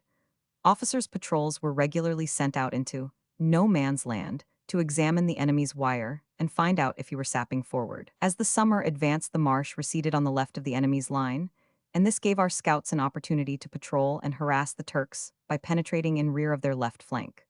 Much gallant work was done in this direction, and much credit gained by the regiment. For the colonel considered that a good test of the fighting energy of a company was the vigor of its patrol duties, and a good number of the Turkish sentries, I feel sure, agreed with him. The usual night hate started about 6 when both sides opened fire, rifle and machine gun, on the opposite trenches. This was kept up all night. Some nights would be more lively than others. Some nights would be comparatively quiet, but now and again an artillery bombardment would take place, when we always seemed to give more than we got. Both we and the Turk were very free with rifle grenades, but what troubled us most was a special pattern of trench mortar that threw a heavy bomb over 1/4 of a mile. One night I remember one landed in and blew up the whole of the regimental cookhouse. Luckily the cooks were sleeping elsewhere, and it was only the Dixies that suffered. The Tree of Knowledge, Kurna. The Tree of Knowledge, Kurna, supposed site of the Garden of Eden. Ashar Creek. Ashar Creek. I have always considered myself a very light sleeper, but one evening I had cause to come to another conclusion. I had just come off duty from the front line and was speaking to a brother officer outside my dugout about 9 o'clock, when suddenly, we opened artillery fire on the Turkish position with considerable vigor, and they replied, but in a milder form. I retired and lay down in my dugout, listening to the shells whistling above and praying to Providence that none would land on my sailcloth roof. In about half an hour the bombardment ceased, and one wondered what damage had been done and how many lives lost. I then slept. At breakfast the next morning, remarking on the bombardment, I was asked, Which? I replied, why, last night's, of course. Yes, but the first or second? Well, I only heard one, I said. Oh, another took place at midnight, I was informed. I had slept through it and had not heard a sound. So trench life must tire one out somewhat to enable one to sleep so soundly as to be unaware of a bombardment. On still nights when possible, the very perfection of the night made men less inclined to fire rifles at each other's trenches. I used to hear a Turk singing. He had a deep, rich voice, and I often stood in the front line, or in a communication trench listening to him as his voice carried across no man's land from the Turkish line 120 yards away. It used to fascinate me quite a lot, and one felt that under the eastern sky, in the land of Sinbad the sailor and Omar Khayyam, that war had not quite killed romance. I wonder what happened to that singer. I wonder if in the great push to Baghdad and beyond he was killed, or if he is now singing to his fellow prisoners in captivity in India, or if he is still cheering on his comrades in the front line further up the Tigris. I don't suppose one will ever know, but if he should ever read these lines, I would like him to know he not only cheered his own side, but gave pleasure to at least one of his enemies. The Ship of the Desert. The Ship of the Desert. The Ship of the Desert plays an important part in Mesopotamia. Ruins of Old Basura.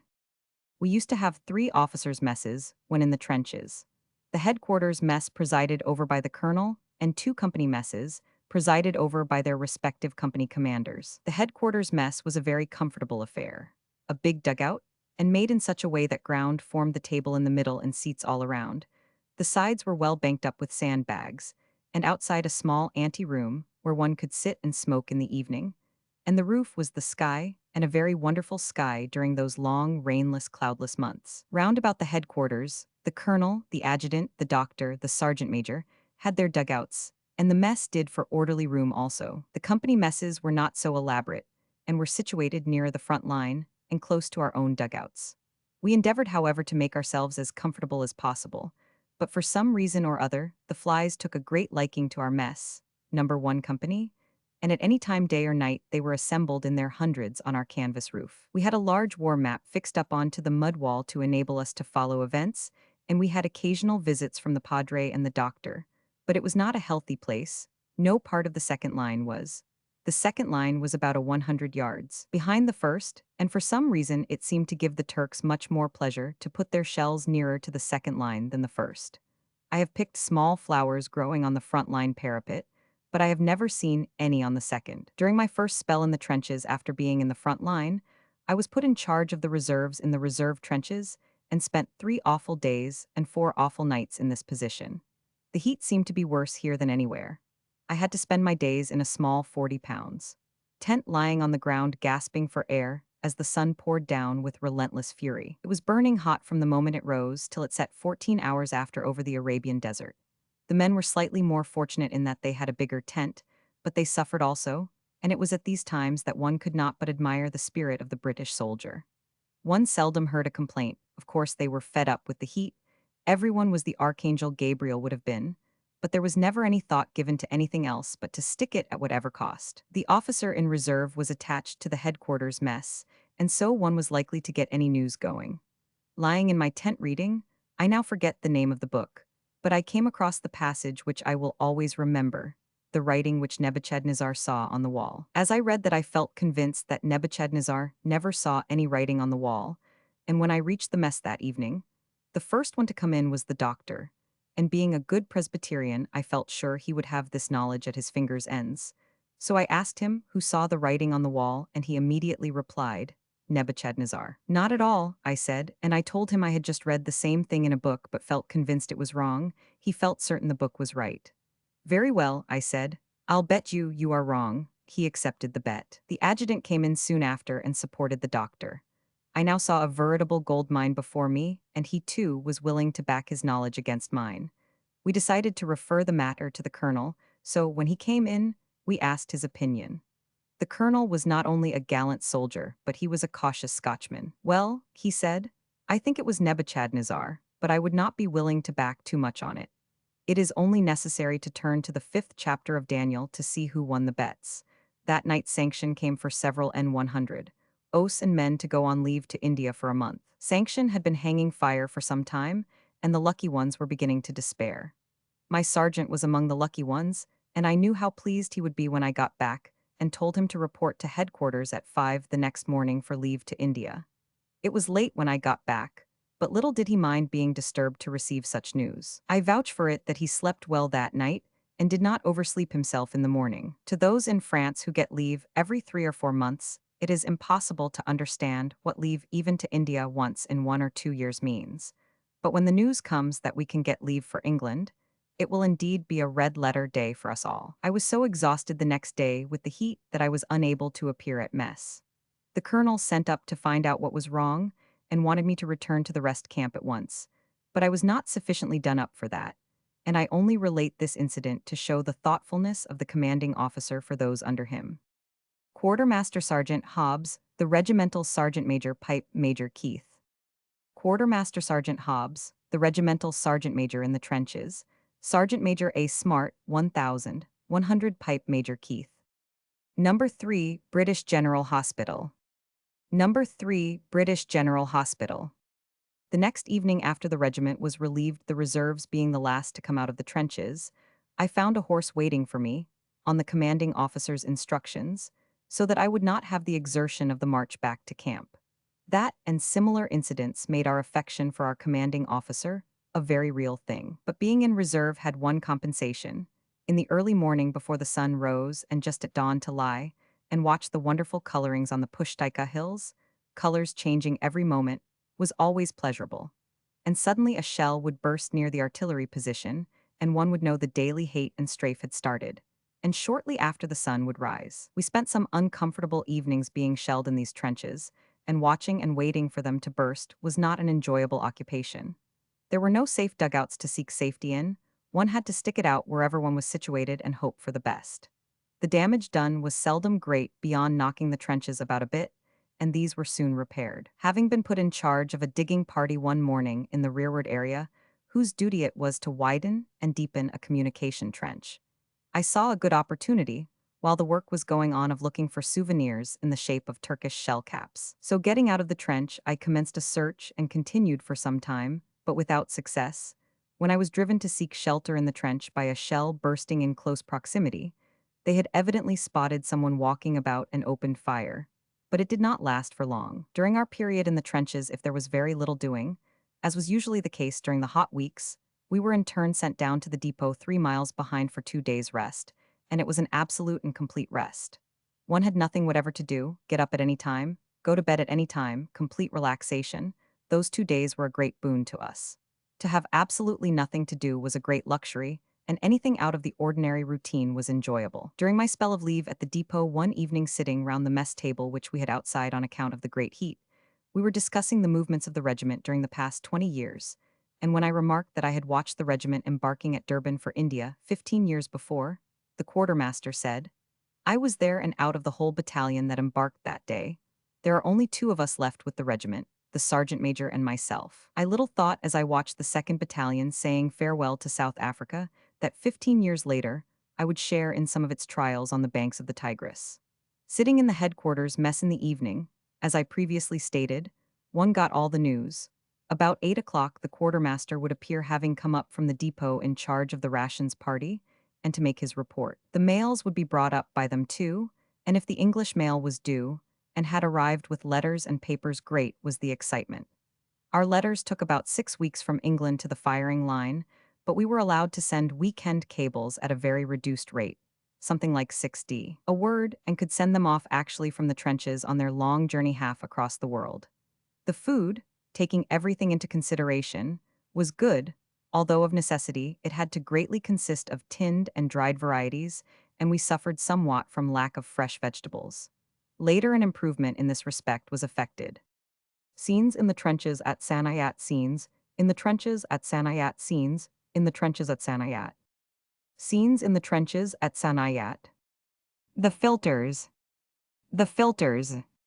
Captain McQueen, RA 1100.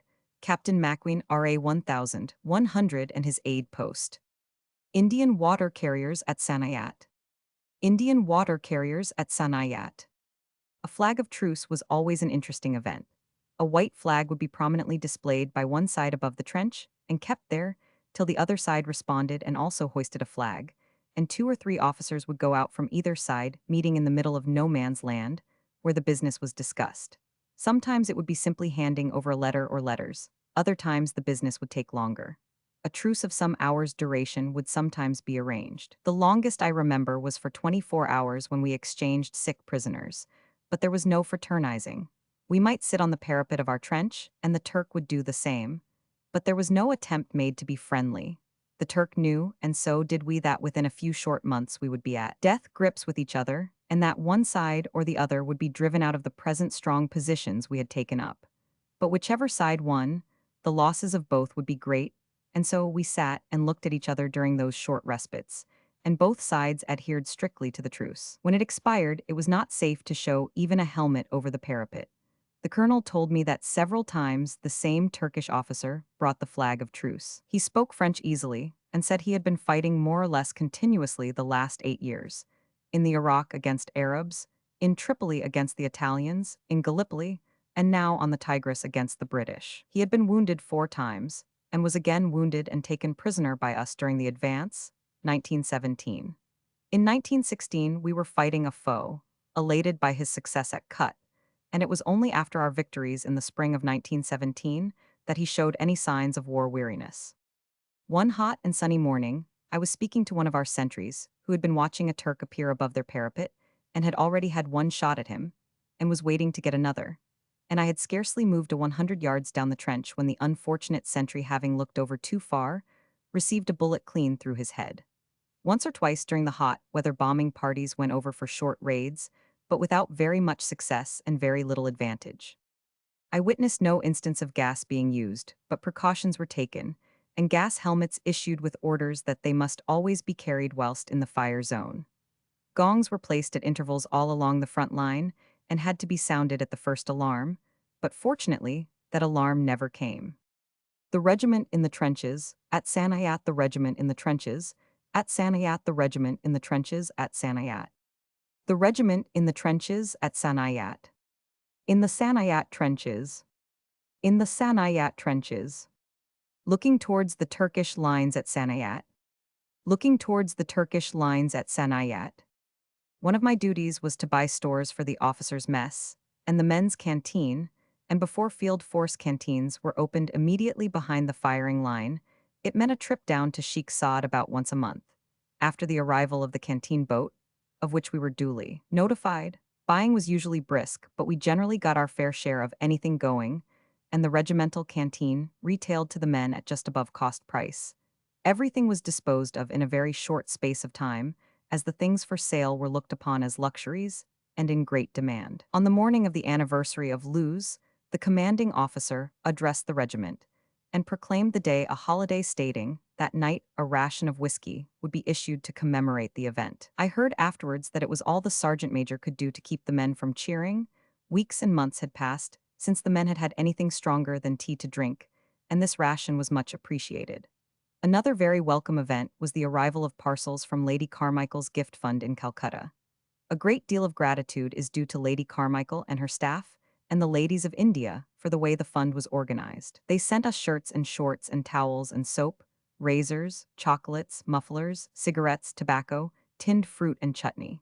Certainly the best chutney I ever tasted came in a gift. I remember it was homemade and came from Assam, and the maker's name written on the jar. I told the mess sergeant to write a special letter thanking the maker, thinking that by doing so some more might appear. But I am sorry to have to say, none. 999. As the summer began to draw to an end, preparations had to be made for the winter. The terrific heat of the summer had gone, and now the biting cold of winter had to be prepared for. If the coming winter was going to be anything like the previous one, then we were going to suffer, but preparations for it were in full swing. The doctor gave an order for a supply of rubber water bottles for his aid post, whereupon a very liberal and kind-hearted officer cabled home for one for each officer. I don't know if anyone else used them for heat purposes. I know I used mine. 15 years in tropical climates has made the cold one of my worst enemies, but if they were not used as hot water bottles, they certainly were as air cushions. This same officer never neglected an opportunity of doing acts of kindness to his brother officers and men immediately under his command, and when he was eventually invalided to India, he still remembered his friends and sent them delightful and much appreciated parcels. Qualet Sale. Rawalpindi Hospital, Emara.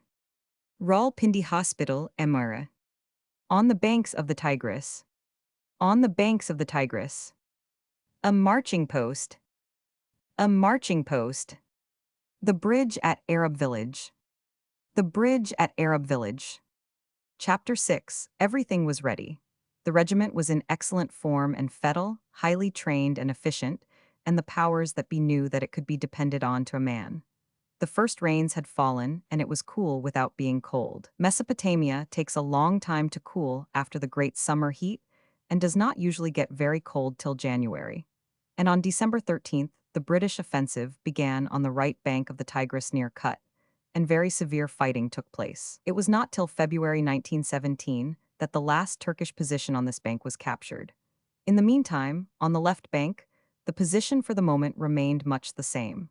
Limpets could not cling with greater tenacity to their native rock than the Turks stuck to their position at Sanayat. It would seem as if nothing could drive them out from this, the strongest position in Mesopotamia. Christmas Day and New Year's Day were spent out of the trenches, but in the forward area.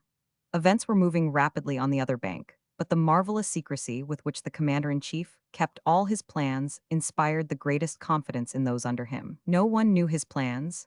Everything was a dead secret. It was even rumored that his immediate staff were often kept in ignorance up to the last moment, but all ranks had confidence. On January 21st at 4 p.m, we struck camp at Fallier, crossed the river, and for 10 days occupied a position along the narrows from Chahela Mounds to near Beta Essa, a distance of about 5 miles, establishing pickets along the line. This was a most welcome change. We had been on one side of the river for practically a whole year, and new duties and new country broke the monotony. Each company was divided up, 3 companies holding the line along the Tigris bank, and the 4th in reserve. Casualties were very light, and Captain Haldane did excellent work sniping and kept the enemy well in hand. The gunners were good enough to remark that a great change was noticeable since the line had been taken over by us. This was probably a little bit of flattery on the part of the artillery men, but it was quite welcome. During these days, the commanding officer was an unknown quantity, as one never knew where he would next appear on the 5-mile line. I think that he must have known every inch of it. We were relieved by another Highland regiment, and a very pleasant 10 days came to an end with a march back across the river to the forward area, and back to the now muddy trench at Sanayat. It was now bitterly cold and uncomfortable at night, and the mud in the trench almost as bad as the dust in the summer. Bombardments were of daily occurrence, and the Turk must have had a most uncomfortable January. About the middle of February, the army commander determined to make a combined attack with one force at the Shumrin Bend and with one of our brigades at Sanayat. The attack at Sanayat was delivered by 2 Indian battalions of our brigade under great disadvantages, and though at first successful, the attackers were eventually compelled to withdraw back to our lines. Every officer and every man regretted that the battalion had not been selected to take part in the attack in the first instance, and were eager to lead the brigade in another assault. This indeed was the wish of the whole brigade, and orders in fact were issued to that effect. But 2 days later, when every arrangement had been completed, it was decided to make the attack with a fresh brigade, and ours was withdrawn and held as a reserve. Scenes on the river Tigris. Scenes on the river Tigris. Scenes on the river Tigris. A post on the Tigris. A post on the Tigris. Before leaving the trenches, however, the colonel ordered 2 officers' patrols to go out the last night to examine the enemy's wire and locate, if possible, the position of their machine guns, thinking thus to assist the attack of the coming brigade. Of these patrols, one was led by Lute Cowie and met with rather exciting adventures. Cowie and 2 scouts crawled across no man's land to within 20 yards of the Turkish trench without mishap. Then creeping along the enemy's wire, they spotted a machine gun with the team standing beside it. Right into this group the 3 threw 3 grenades, wounding several Turks as we afterwards learned. Inevitably the alarm was given, rifle fire broke out in all directions, and before the patrol could make good their escape, Cowie and one of his men were hit. The Turks saw the 2 figures lying close to their own wire, jumped the parapet, and made both prisoners, and carried them within their lines. They were well treated, if not well fed, by their captors, and 2 days later, when the retirement began, were moved out of the Turkish hospital onto a steamer. This boat was one of 2 that, when trying to escape some days later up the Tigris, were captured, after a short but severe engagement, by our gunboats. Cowie, in the confusion of the fight, forced the pilot of his steamer to run her aground, and though most of the Turks effected their escape, Cowie and his orderly, instead of continuing their journey to Aleppo, found themselves at general headquarters attended to by several surgeons and intelligence officers, anxious to dress their wounds and hear their story. On the 22nd, the attack was delivered by a battalion of Highlanders and a Punjabi battalion. Under a heavy artillery bombardment, they gained the enemy's first line without much loss. Then, after severe fighting, they captured the enemy's second line and consolidated their position. The Turks made several counterattacks, and though nothing could move the Highlanders, the position on the left was not quite secure. Our battalion was therefore ordered back to the trenches, and the colonel obtained leave to send 2 platoons under Captain Young across to the Turkish position in order to strengthen the left of our new line. Captain Young was wounded, but the 2 platoons that night and the following day held the line down to the river where a counterattack was most expected.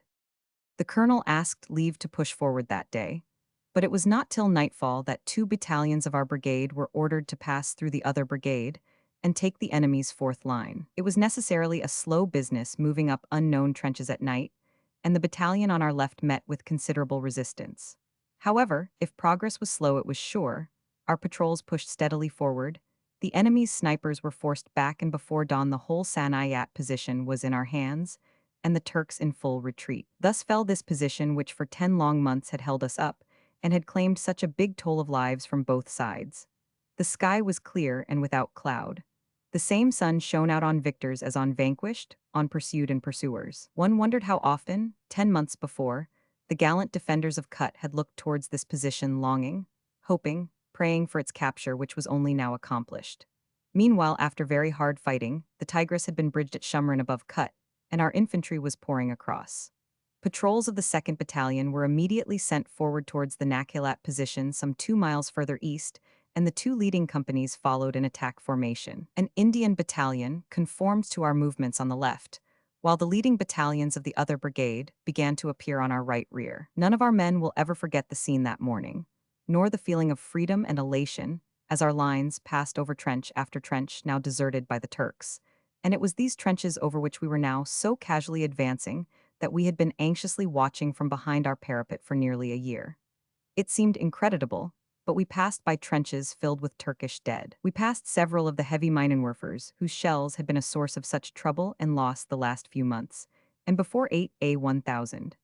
After some little sniping and the capture of a few prisoners, the Nakhilat position was also ours. Here a pause was made by order of the general, to give time to another brigade to secure our right flank. And then in conjunction with the Indians on our left, the regiment advanced in attack formation with patrols well ahead against the Suwada position, but the crossing of the Shumran Bend the day before had rendered resistance impossible, and after a little firing and the capture of a few more prisoners, the last of the Turkish trenches fell into our hands before noon. The divisional commander now ordered a halt. An order doubtless necessary, but that was somewhat reluctantly obeyed, the troops being anxious to get in touch with their vanishing foe, and it was not till 4P1000 that an order came to send 2 patrols some 4 miles further north to the Horseshoe Lake. As it was uncertain what they might encounter, the commanding officer sent forward 4 platoons, and they reached the Nwhuan Ridge without opposition. Our colonel proposed that the rest of the brigade should push forward after the enemy, but instead of this patrols were brought back about midnight, and it was not till the next day that the line of the Dara Canal was taken up by the division, the Turks by then being many miles to the north. On February 24th, Kut fell in the hands of the British, and the king cabled to the army commander. "I congratulate you and the troops under your command on the successes recently obtained, and feel confident that all ranks will spare no effort to achieve further success. It is gratifying to me to know that the difficulties of communications which hitherto hampered your operations have been overcome. George R1. Lun has a quiet rest and smoke. BH Lun and 105. Hendry. Lun has a quiet rest and smoke. BH Lun and 105. Hendry. Map the operations at Katelamara. Map the operations at Katelamara, showing the wide turning movements south of the river. When some 5 months later I stood on the summit of Kut's famous minaret, from which Britain and Turk had each in their turn observed the enemy closing in on them, and from which one could see the junction of the High with the Tigris now very low, the ruins of what was the licorice factory, and miles away East Sin and Sanayat, it was impossible not to be impressed and to feel a certain sadness, and yet a great admiration for all those lives which had been so freely given to uphold the honor of the flag and the dignity of the empire, and how when failure after failure had dogged our steps, grit and perseverance had at last won the day, and success crowned our efforts. Kut was ours. It must have cheered those lonely prisoners in captivity in the fastnesses of Asia Minor when the news eventually leaked through that their defeat was avenged, and that the flag which Townshend had been compelled to haul down once again flew over the small but famous village to the banks of the Tigris. Pursuing is only slightly less arduous than being pursued, and in his dispatches, well might the army commander have quoted those famous words used centuries before by another great leader when an equally strenuous pursuit was in progress. Faint yet pursuing, one has to remember that these same troops had been cooped up in trenches for nearly a year, and to suddenly be called upon to take a prominent part in such a pursuit as was now in progress was no ordinary strain. Not a man in number 1. Platoon fell out on the march from Sanayat to Baghdad, a record of which the platoon and its officer might well be proud. The going was bad, there was no road as one understands a road in England, it was plain flat open country. A stay was made at Dara, and then a night march carried us to Shumrin, where there were signs of a cavalry fight and prisoners were being brought in. The brigade had orders to clear the battlefield and booty of all kinds. Guns and ammunition were collected, rifles which had been thrown away, as it is easier to run without one than with, and what little surplus kit the Turk possessed had been discarded, so that his flight might not be impeded. They were all out for Baghdad, and we were all out after them, but we were outrunning our transport and supplies, and the meals during the great pursuit were both scanty and irregular. But who cared, so long as we had enough to carry us on? All England was looking on, and day by day following our progress with feverish interest. Is Baghdad going to be taken? Was on everyone's lips.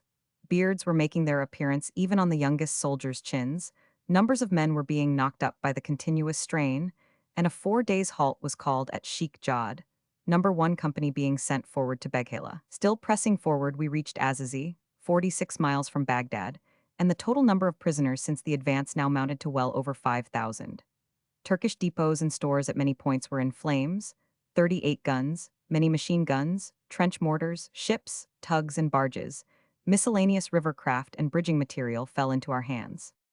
Booty was strewn over 80 miles of country, and the Arabs living in the neighborhood must have secured sufficient goods of various description to last them the rest of their lives.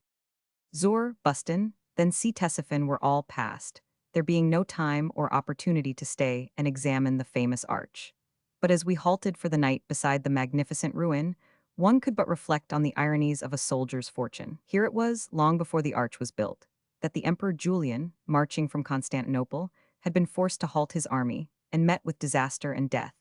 And under the ruins of this great arch Townshend, advancing from Basra, had engaged in the battle that eventually brought his division to disaster and captivity. And now Maud, encamped for the night beside the ancient city walls, was pressing forward with his whole force to the capture of Baghdad and Samarra. Different types of boats on the Tigris. Different types of boats on the Tigris. Different types of boats on the Tigris.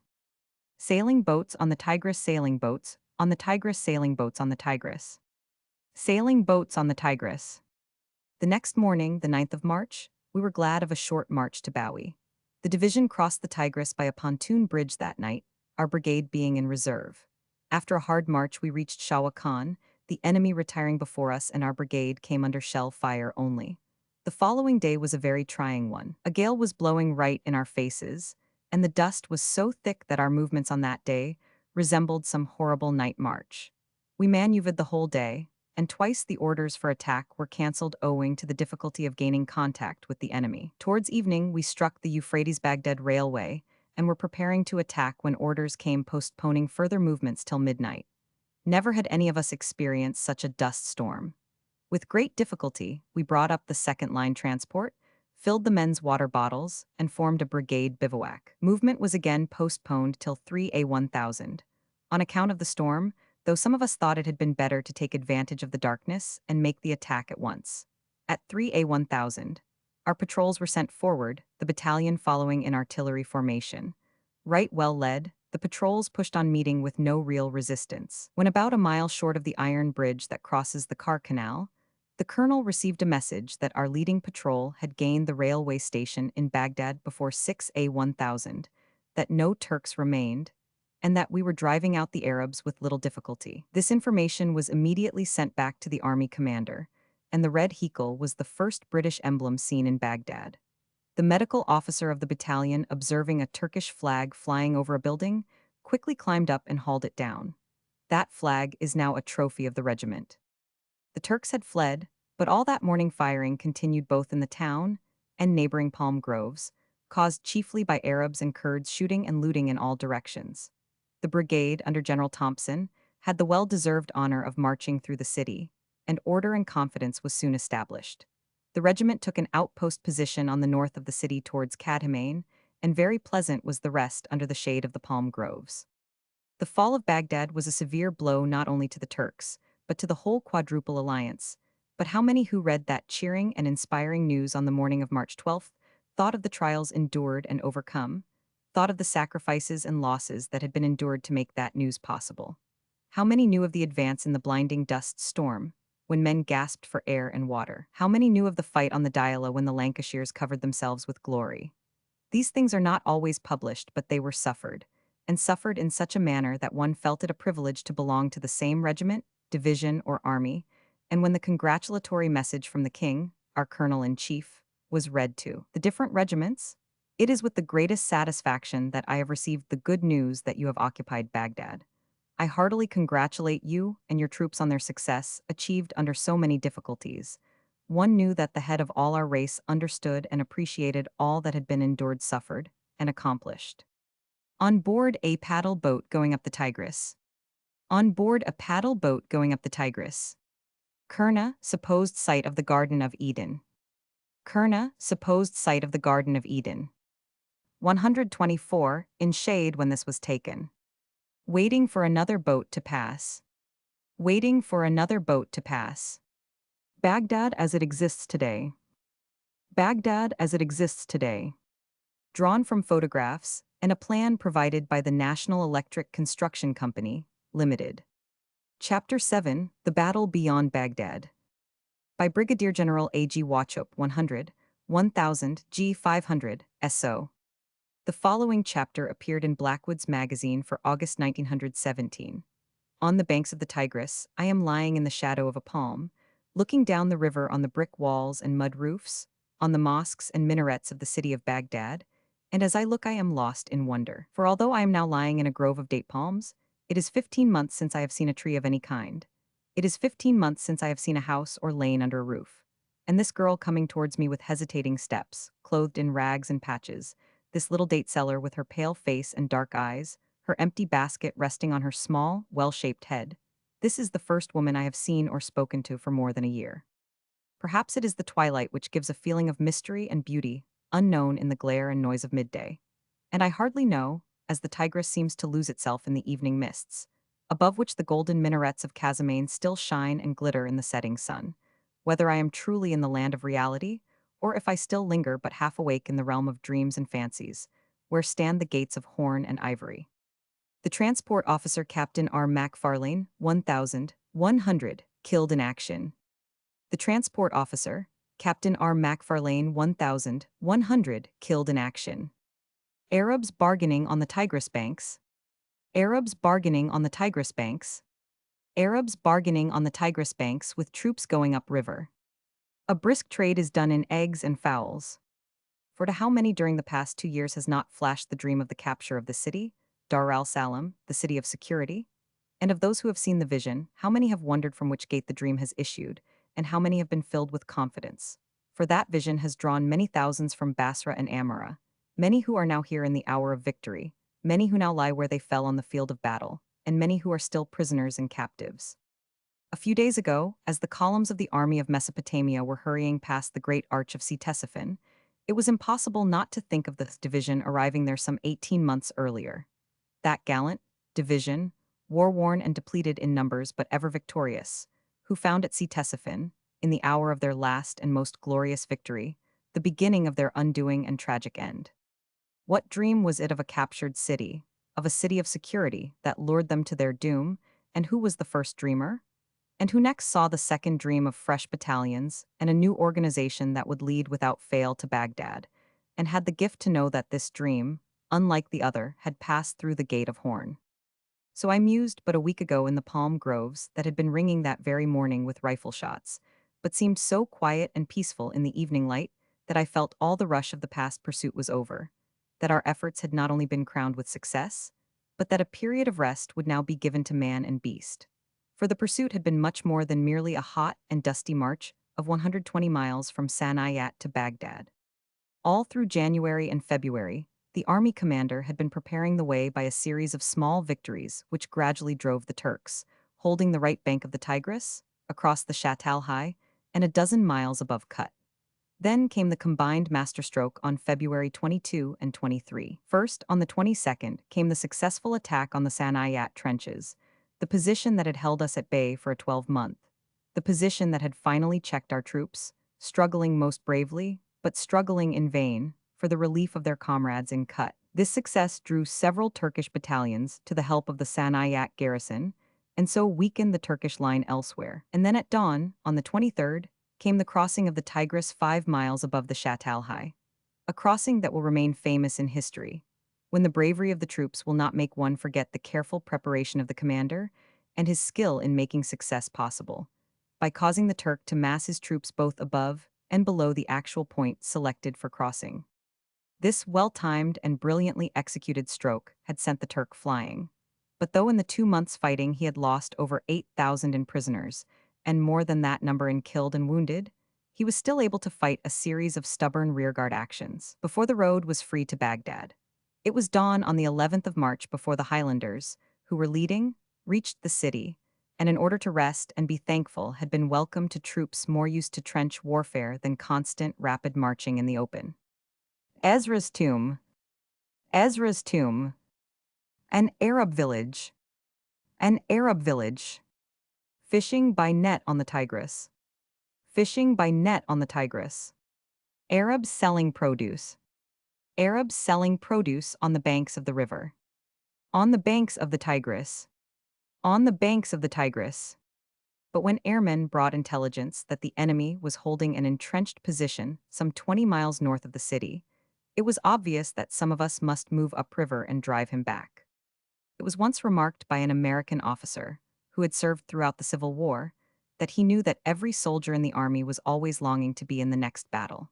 He knew this because it was so said by every general and so written by every newspaper editor. And yet, although he had served in several regiments during the war, he had always found that that particular itch was more lively in neighboring units than in his own. So when orders arrived on the 13th of March for our division to advance that night, our friends from other divisions congratulated us with what seemed almost undue heartiness on our good fortune in being selected, and the estimate of the numbers of the opposing Turks rose rapidly from 5,000 to 15,000. However, the estimated number finally settled down to about half that, with 30 guns, and these figures were subsequently substantiated by captured prisoners.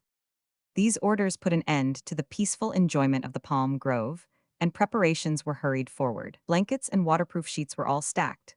Men and officers all carried their own great coats and rations for the next day.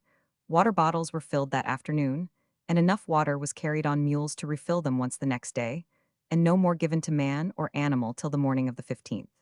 This should be borne in mind when judging of the difficulties overcome by the troops in this action, for the shade temperature on the 14th was about 80, and there was no shade.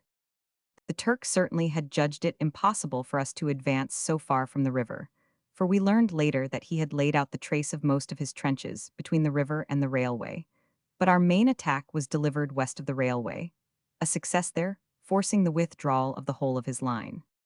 Save for several severe dust storms, the whole pursuit had been blessed with fine weather, and it was on a beautiful starlit night that our division formed up along the railway for the march towards Mashhad, a station some 20 miles north of Baghdad on the direct road to Berlin.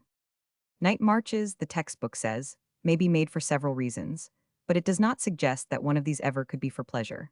Constant and unexpected checks break the swing that counts so much for comfort on a long march. Hurrying on to make up for lost ground, stumbling in rough places, belated units pushing past to the front, whispered but heated arguments with staff officers, all threaten the calm of a peaceful evening and also that of a well-balanced mind. Many a soldier sadly misses his pipe, which, of course, may not be lit on a night march. But to me, a greater loss is the silence of those other pipes, for the sound of the bagpipes will stir up 1,000 memories in a Highland regiment, and nothing helps a column of weary foot soldiers so well as pipe music backed by the beat of drum. This march was neither better nor worse than its fellows, and we had covered some 14 miles before we halted at dawn. Then we lay down, gnawed a biscuit, tasted the precious water in our bottles, and waited for what news airmen would bring of the enemy. The course of the Baghdad Railway. The course of the Baghdad Railway. Different types in Mesopotamia, different types in Mesopotamia, different types in Mesopotamia. Different types in Mesopotamia. The day is not wasted on which one has seen the sun rise.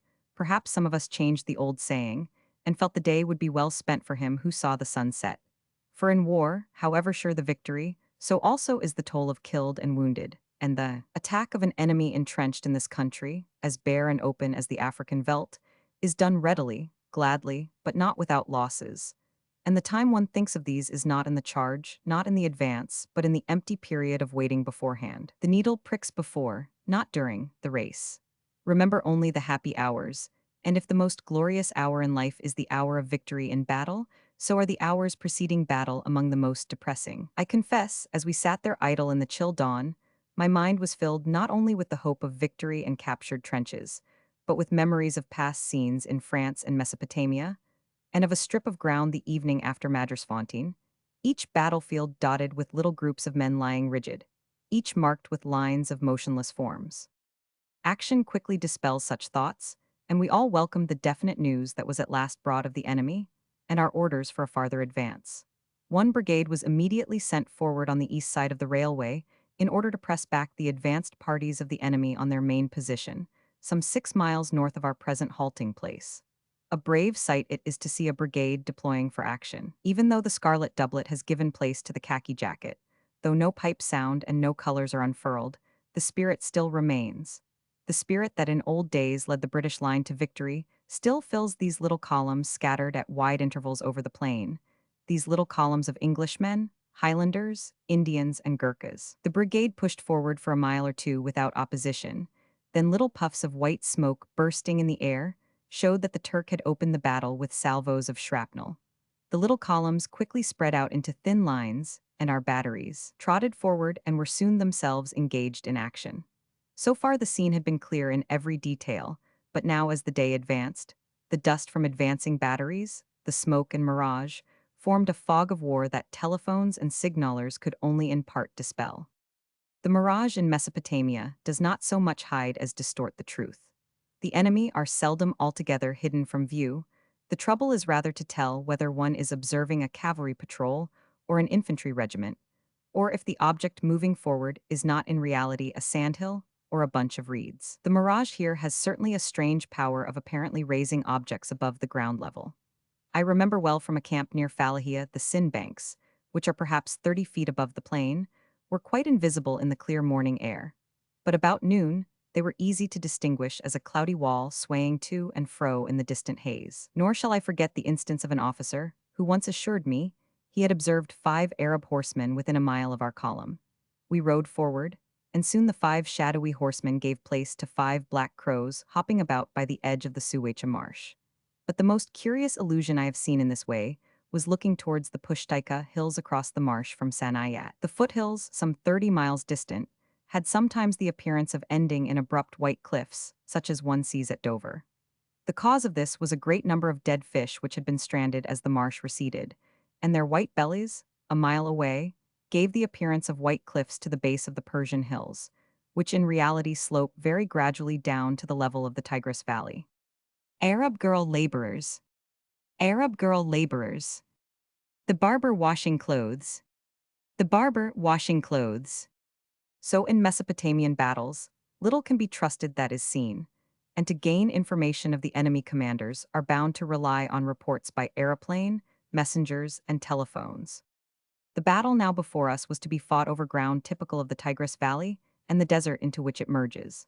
There are no hills, trees, or any distinguishing features, but the strip nearest the river, varying from 1 to several miles in breadth, is cultivated and intersected with irrigation channels, some 6 feet, some 6 inches in width and depth. These are invaluable as cover to troops on the defensive, and almost impassable to transport carts. It was here the enemy had expected us, and was holding numerous trenches between the river and the railway. But our commanders wisely waited till their information was complete, and then decided to make our main attack on the enemy's extreme right, some 6 miles from the river. The ground in this part is a wide open desert, bare and level except for a few low sandhills. But in the dips and hollows below the sandhills, the khaki-colored desert changes into a thick growth of fresh green grass, dotted with countless daisies and dandelions, and a little white flower resembling alyssum, giving a sweet smell to all the countryside.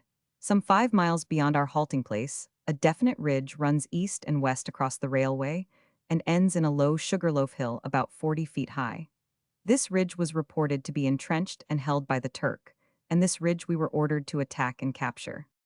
Our 1st Brigade had moved forward on the east side of the railway, but had been eventually held up mainly by enfilade artillery fire, coming from positions stretching nearer to the river than to the railway. The whole brigade was now lying stretched out in extended order some 3,000 yards ahead of us, with the left regiment touching the railway embankment. Our brigade had followed for some miles in their tracks, but was now ordered to cross to the western side of the railway by a small culvert and form up for the main attack some 3 or 4 miles south of the enemy's position.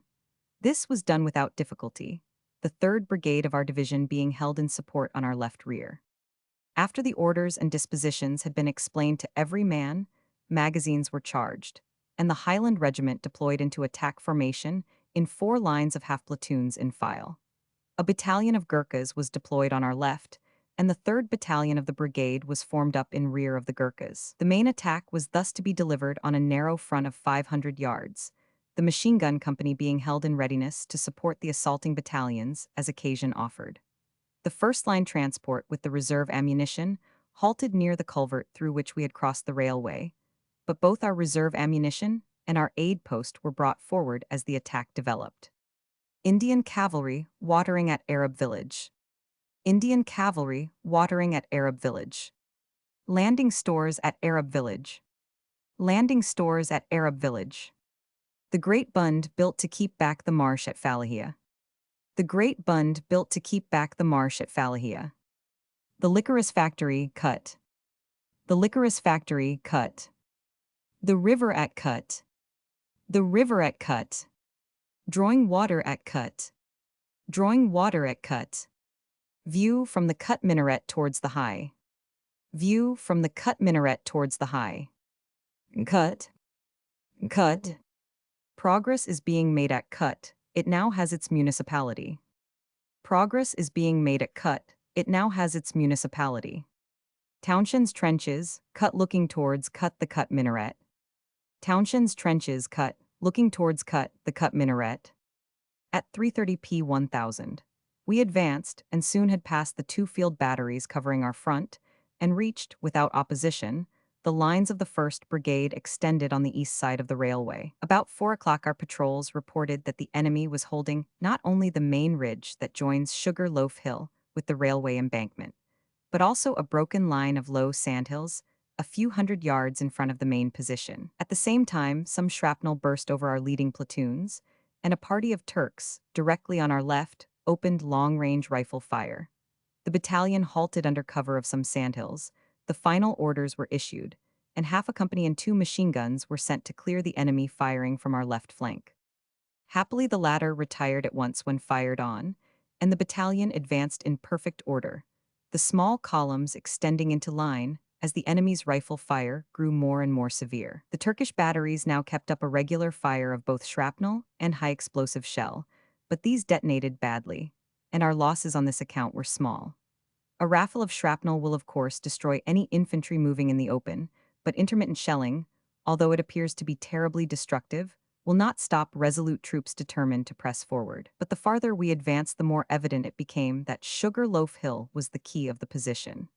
It stood 700 or 800 yards west of the railway, and the enemy's riflemen from the entrenchments on top brought a deadly enfilade fire to bear on our advancing lines. The Gurkhas moving in echelon on our left escaped this, but to meet it and to dominate the enemy's fire, the Highlanders were compelled to extend to the left, their supporting platoons being used to fill up the gap. 2 machine gun sections also pressed gallantly forward, and in spite of continual and heavy losses from now onwards, did much to help us to gain superiority of fire over the enemy. The battle was now divided into 2 parts. On our left, the Turks had been forced to retire from their advanced positions, but on the right they still held some trenches among the broken ground near the railway, 200 yards in advance of the main position on the ridge. But on the right our losses had not been so severe, nor was our line so extended. On the left the Turk occupied no advanced positions, but he outflanked our line, and the enfilade fire from his commanding positions was causing such losses that it seemed impossible for our men to continue the advance without strong artillery support. Unfortunately, this was not forthcoming at the time, because our covering batteries had found they were at extreme range and were now in the act of moving to a more forward position. If an attacking line wavers and halts within close range of an enemy entrenched, that attack is done until supports come up and give it again an impetus forward. But there were now few supports available, and the moment most critical. Yet all along our front small sections of Highlanders still continued to rise up, make a rush forward, and fling themselves down, weaker perhaps by 2 or 3 of their number, but another 30 yards nearer the enemy. Now the last supports pressed into the firing line, and as one leader fell, another took his place. One platoon changed commanders 6 times in as many minutes, but a lance corporal led the remaining men with the same dash and judgment as his seniors. The Assistant Adjutant Captain W. A. Young. The Assistant Adjutant Captain W. A. Young. Commanding Number 2 Company. The Money Changer. It was at this time our Lewis gun teams lost so heavily. The weight of the gun and the extra ammunition carried renders their movement slower than that of their comrades, and consequently the teams offer a better target as well as one specially sought for by the enemy. The officer in charge, Lieut. Gillespie, had brought up 2 of our guns in the endeavor to subdue the fire from Sugar Loaf Hill, but at the very moment of giving the range his left arm was shattered. He had been lightweight champion of India, and as he now continued fighting, I could not but compare him to his famous predecessor in the ring, who carried on the fight with one arm broken. I know those brave, brown eyes of his never flinched in pain, nor wavered in doubt, as he made his way back not to the aid post, but in order to bring forward 2 more guns for the same purpose. But alas, while directing their fire he was seen by some Turkish riflemen and fell, never again to rise, his breast pierced by 2 bullets. A number of staff and artillery officers witnessed this attack by a Highland regiment. Some were chiefly impressed by so much individual gallantry, others at the example of what can be achieved by collective determination. Was it the result of hard and constant training, perfect discipline, or esprit de corps that at this moment of trial made these thin extended lines work as if by clockwork to their own saving and the victory of our arms? It was during this advance of 500 yards that the regiment met with its heaviest losses. With 4 officers and half his men killed or wounded, and an enemy machine gun pouring a continuous stream of bullets onto the remainder, the situation is not a happy one for a company sergeant major. And this was the situation which the young Sergeant Major Ben Houston of our left company had now to face. He turned round, as so often in battle one does turn round, hoping to see supports pushing forward, and a bullet seared an ugly line across both shoulders. Without waiting, he led his men on, and another bullet struck his bayonet. Fragments cut his face and made his eyes swell, so that he could not see out of it. Yet when I met him at midnight after the last charge, he told me much of the battle and nothing of his wounds. High praise is due to those who, although weakened by wounds, continue fighting and undertaking fresh responsibilities. The company next on the left fared little better, but these 2 companies forced the enemy back and occupied the low sandhills some 200 yards in advance of his main position, and there waited, by order, before making the final assault. The left company lost 2 signalers killed, and the next company had 4 signalers all wounded in the act of calling for more ammunition. Ammunition was brought up, but, though many brave men fell and many brave deeds were done, nothing was carried out with greater bravery. Nothing contributed more to our success than the maintenance of communication throughout the battle. Number 1 Company prepares for intercompany cross-country run. Number 1 Company prepares for intercompany cross-country run. Highland Games on the Tigris front. Highland Games on the Tigris front. The last meal in camp. The last meal in camp. The men's field kitchen. The men's field kitchen. Staff of Officers Mess at Sanayat. Staff of Officers Mess at Sanayat. Loading up the kits. Loading up the kits. The left half battalion, reduced to less than half of its original numbers, was in need of help. This help it now gained from the action of the companies on the right. Undismayed by the enemy shell and rifle fire, these 2 companies, gallantly assisted by the Indian battalion on the east side of the railway, pressed forward, and at 5 o'clock charged the enemy, and drove him out of his advanced trenches at the point of the bayonet. The very quickness of the maneuver had ensured its success, though it was only achieved with considerable loss to ourselves as well as to the Turk. But the gain was great, Small parties of Highlanders now crept forward among the sand dunes.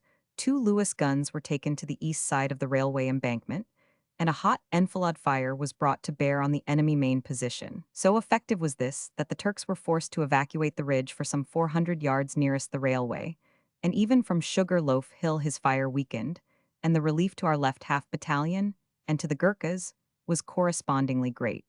Streams of wounded Turks were also seen passing from the ridge to the rear. It was not only the British who suffered losses on the 14th of March. The situation was now greatly in our favor, and it only wanted a final charge to complete the success. But this assault could not be made without either artillery support or the arrival of fresh troops to fill up our depleted and extended ranks. Our colonel, therefore, ordered all companies to wait in the positions they had gained, but to be ready to charge immediately after the batteries had bombarded the enemy trenches. Consequently, during the next hour both sides remained on the defensive. Little ironies pursue us through life. In battle, death sometimes comes with a touch so swift and so ironical that we are made to fear God truly. Englishmen have learned now the meaning of the saying, dear to the French soldier, de ne pas s'en faire, and in the lull of battle before the bombardment, Sergeant Strachan and Cleek Smith talked of old times. There had been 9 Strachans in the regiment when we landed in France 2.5 years ago, one of whom was then my orderly. Any news this morning? I would sometimes ask. Nothing much, sir, only another of the Strachans was killed last night. My orderly had become a sergeant, but the other 8 were no longer with the battalion. They had all left on command. Yes, said Cleek Smith. I wonder why it is so many poor chaps get it the minute they join the regiment, while fellows like you and me go through one show after another and never get a scratch. Scarce a bullet was fired during that half hour, yet as a full stop to his question came one that found a way to that gallant heart, which had never failed him in the most critical fight, nor on the most dangerous duty when out scouting. Cleek Smith, you know the answer now to an even greater riddle than the one you put to the last of the Strachans. No man liveth unto himself, and whoever dies in battle, dies for his regiment, his country, and the cause. The telephone plays an important part in open warfare, as it does in the trenches, and though the brigade signaling officer and many of his men were killed, intermittent communication was kept up throughout the battle between the battalion, the covering batteries, and the brigade commander.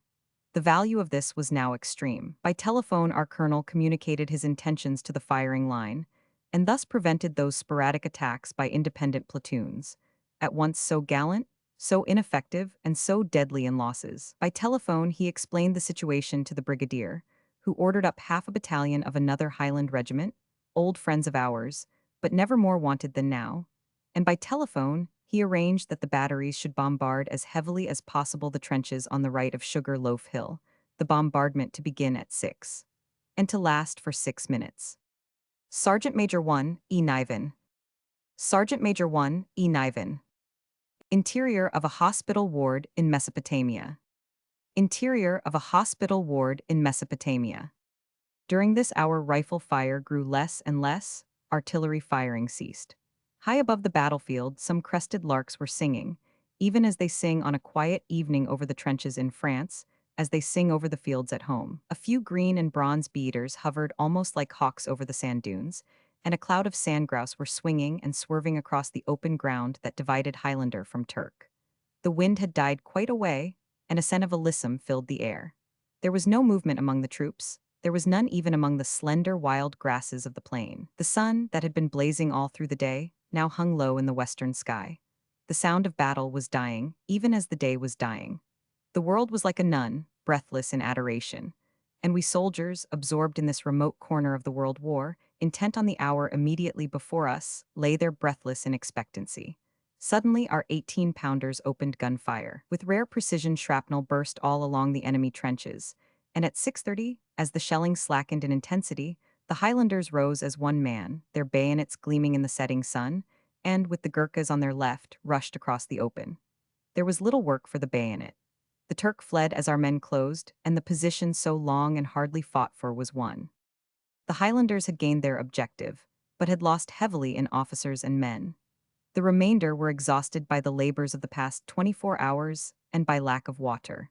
But when orders came to push forward and capture Mushdi railway station, there was no feeling of doubt or hesitation. Some time was spent in reorganization, in bringing up and distributing reserve ammunition. The 2 left companies were amalgamated, and an officer detailed to act with the right wing of the Gurkhas, since that battalion, though it had not suffered such heavy losses in men, had only 2 officers left unwounded. The 2 companies of the supporting Highland battalion now arrived and were detailed as a reserve to our attacking line. The 3rd Regiment of our brigade had been operating far out on the left flank, and were now occupying Sugar Loaf Hill, from which they had driven the last remaining Turks, and the Indian Regiment on the right of the railway, which had fought so well with us throughout the battle, received orders to halt for the night. And thus we advanced alone. But though hungry, thirsty, weary, worn, there was full confidence among all ranks, and one resolve united all: the determination to press forward and complete the rout of the enemy. A mile ahead we passed a position, strongly entrenched but luckily deserted by the Turks, and it was not for another 2 miles, when our patrols came close to the station, that the enemy was reported in any numbers.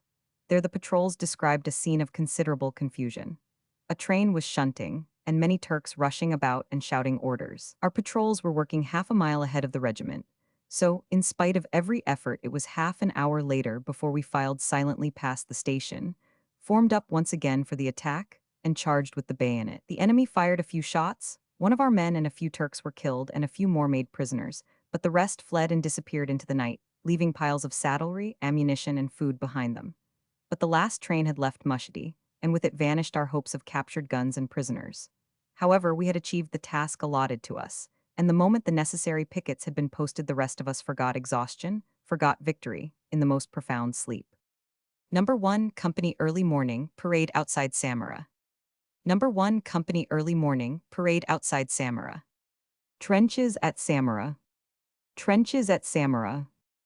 Bathing in the Tigris. Bathing in the Tigris. The pioneers of the regiment in summer kit. The pioneers of the regiment in summer kit. Samara. Samara. We had achieved our task, and, as the corps commander wrote, we had made the 14th of March a red-letter day for all time in the history of the regiment. I have told the story of these 30 hours of continuous marching and fighting from the point of view of a regimental officer. This is in battle, some say always, very limited in outlook. But certain things are shown clear. Waste of energy brings waste of life and victory thrown away. A regimental leader has, with his many other burdens, to endure the intolerable toil of taking thought and of transmitting thought without pause into action. And those who work with him are not mere figures, not only items of a unit, but are intimate friends whose lives he must devote himself to preserve, whose lives he must be ready to sacrifice as freely as his own. It is well that we neither know nor decide the issues of life and death. There is, I think, a second meaning in the oft-quoted line of Lucretius, nec bene promeritus capiter, nec tangitur ira. Our prayers are not attended to perhaps because of their very foolishness. I believe when we congratulate ourselves after a battle that we and our friends are still in the land of the living, that in some mysterious way there may be a counterpart on the other side of the veil, that there may be welcome and rejoicing also on behalf of those who have passed through the portals of death. Although every mother's son of us must experience a feeling of dread in stepping alone into the night that no man knows, must be filled with sorrow, and move with a heavy heart when his comrades, and those filled with the glory of youth and promise depart, still we can, all of us, also feel thankful for the loan of their help and strength. 2 years of war, 2 years of living constantly in the presence of death, has brought to me, as it has brought to many, the assurance that it is well equally with those who remain here as it surely is with those who pass away. And we have no other answer to the last question ever asked by Cleek Smith. It is only after the sun hath set that the owls of Athene wing their flight. The following day the battalion remained at Mushidi.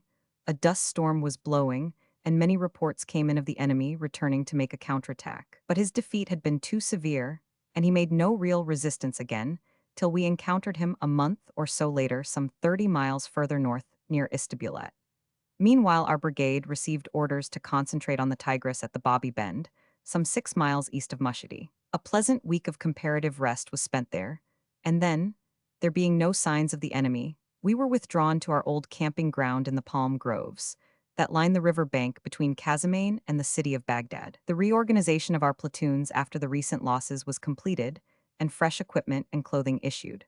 2 companies were split up on outpost duty, but even so time was found for military training, and for some visits to the city, an equal pleasure to officers and men. The colonel was sent for to army headquarters, and General Maud was most complimentary to the regiment for their great fight. Tent pitching, tent pitching, tent pitching. The cultivation of the date palm at Basra, the cultivation of the date palm at Basra, the cultivation of the date palm at Basra. The cultivation of the date palm at Basra. In April, the division moved forward, and the brigade again marched past the Bobby Bend, northward of Mushdi to Beld Station, where we had a few days' halt, and some of us shot a number of sand grouse. Thence we pressed on till we overtook the Turks entrenched beyond the median wall, holding a strong position about Istabulat. From this it was necessary to drive them, our objective being the railhead at Samara. Chapter 8: The Battle That Won Samara. The following article by Brigadier General A. G. Wauchope, 100, 1000, G. 500, SO is here republished with permission. There stretches, some 60 miles north of Baghdad, from the Tigris to the Euphrates, a famous fortified line known to the Greeks as the Median Wall. It is skillfully constructed in tiers of mud bricks to a height fully 30 feet above the level of the plain. The whole has been covered over by a thick layer of earth protecting the bricks these many centuries from wind and weather. For the Median Wall is, so some say, the oldest building in all the world. It formed certainly the outer line of the defenses of the Kingdom of Babylon under Nebuchadnezzar Roman II, when it ran from Opis on the Tigris to hit on the Euphrates, and this line in far earlier times marked the boundary between the two ancient peoples of Akkad and Sumer, and was probably even then a fortification of first importance. However that may be, it stands today the most prominent landmark in all this district of the Tigris Valley. Though broken, tumble-down mounds represent the Great Wall towards the Euphrates. For many miles near the Tigris it stands without a break, with strong projecting bastions to give flank defense every 40 or 50 yards, and at wider intervals the wall rises so as to form some sort of keep or watchtower. Date palm scenes below Basra. Date palm scenes below Basra. Date palm scenes below Basra. Date palm scenes below Basra. T. Henderson, 1100 G5 Stewart, 100 Ryrie. T. Henderson, 1100 G5 Stewart, 100 Ryrie. At Arab Village. At Arab Village. Undepressed. Undepressed. Whoever built the Great Wall built it for the purposes of war, and no building, I venture to say, has ever had so many battles fought within its neighborhood. Every race through every age, Aryan and Turanian, Babylonian and Assyrian, Median and Persian, armies from Greece and armies from Rome, have, during the past thousands of years, slaughtered each other with extraordinary thoroughness below these mud bastions. And more recently, but with the same seeming futility, Turk has murdered Arab and Arab Turk. The destruction of villages, mosques, and canals marking, as of old, the soldiers' sacrifice to the god of war. Standing this morning on these ancient ramparts, I watched the sun rise over this land which, once so rich and fertile, now shows hardly a sign of human habitation, this country where not a tree nor a house has been allowed for many years to stand, over which the blight of misrule has lain as a curse for centuries, and I see yet one more army going forth to battle. Once again columns of armed men sweep forth to encounter similar columns, to kill and to capture within sight of the Median Wall. And watching these columns of Englishmen and Highlanders, of Hindus, Gurkhas and bearded Sikhs advancing to the coming conflict, one felt the conviction that this struggle was being fought for the sake of principles more lofty, for ends more permanent, for aims less fugitive, for issues of higher service to the cause of humanity, than those that had animated the innumerable and bloody conflicts of the past. The delta of the Tigris ends a few miles below Samara. That is to say, whoever holds the district about Samara controls the waters of the Tigris. For lower down in the Baghdad Valley, the river in its annual flood deposits so much mud on its bed as to raise itself in course of centuries above the level of the plain. Consequently, artificial banks about 3 feet high have been built all along the river, and were these to be cut during the flood season, the whole surrounding country would be inundated, and the spring crops destroyed. This renders the districts of Samara of great natural importance, and the fact that the Germans had completed a railway between Baghdad and Samara made it also desirable for the British to hold it. The country here differs little from the rest of the Tigris Valley, the same level plain of loam and mud, a strip of 2 or 3 miles nearest the river highly irrigated, and at this season, green with young corn and barley. Further afield the bare, brown, featureless desert stretching out endlessly in every direction. Dawn and dusk transform this shadowless wilderness into a land of the most wonderful color and atmosphere, but throughout the heat of the day, the glare and dust make it hateful to white men. And even in April, the shade temperature runs to 110 degrees Fahrenheit, and where troops march in this country without trees, there is no shade from the sun, no escape from the heat. The Arch of Ctesiphon. The Arch of Ctesiphon. The regiment passing the Arch of Ctesiphon en route for Baghdad, March 1917. The regiment passing the Arch of Ctesiphon en route for Baghdad, March 1917. Women drawing water from the river Euphrates, or circular boats at Baghdad, the entrance to the mosque Kadhimain. Women drawing water from the river Euphrates, or circular boats at Baghdad, the entrance to the mosque Kadhimain. Besides the Median Wall, there remain two outward and visible signs of the older civilization that flourished in happier times. There are, at frequent intervals, low flat mounds composed of old sun-baked bricks, the sites of ancient cities. So numerous are these that they seem to justify the Chaldean proverb, boasting of the prosperity of the people, that a cock may spring from house to house without lighting on the ground from Babylon to the sea. The other are the walls of the canals that served to irrigate the country between the two rivers. These canals have for centuries past been dry and useless, but their walls, 20 or 30 feet high and many miles in length, remain as the most conspicuous monument of the fallen greatness of Mesopotamia. That they will again be put to their original purpose was the confident assertion of Sir William Wilcox, and with Turkish misrule finally banished from the land, a few years may see these canals again filled with water, bringing wealth and plenty to a happier generation. But today they seem to have but the one use of acting as tactical features on the battlefield, as was indeed the case in this fight near Istanbul. For some days before the 31st April, the British had been collecting behind the Median Wall, facing the Turkish position, which lay some 3 miles to the north of the wall and some 12 miles south of Samarra. A very well-selected position it proved, and a very difficult one to attack. The Turkish left rested securely on a reentrant bend of the Tigris. Thence the line ran east and west across the Dujal River and continued for a mile along a dry canal until it met the railway a little to the north of Istanbul station.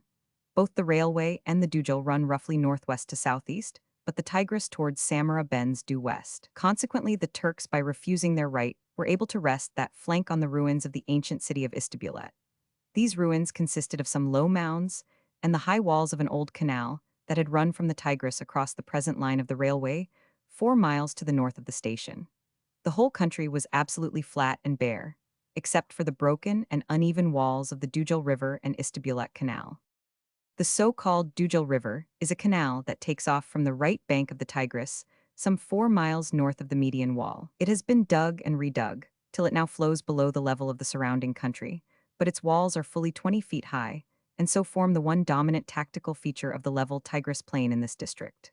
A couple of miles south of Istanbul station, the Dujal cuts through the Median Wall about a mile to the east of the railway, which runs from Baghdad through the Median Wall, past Istanbul, and so on to Samarra. By the 18th April, the British were holding that part of the Median Wall that runs roughly for a couple of miles eastwards from the Dujal River to the river Tigris.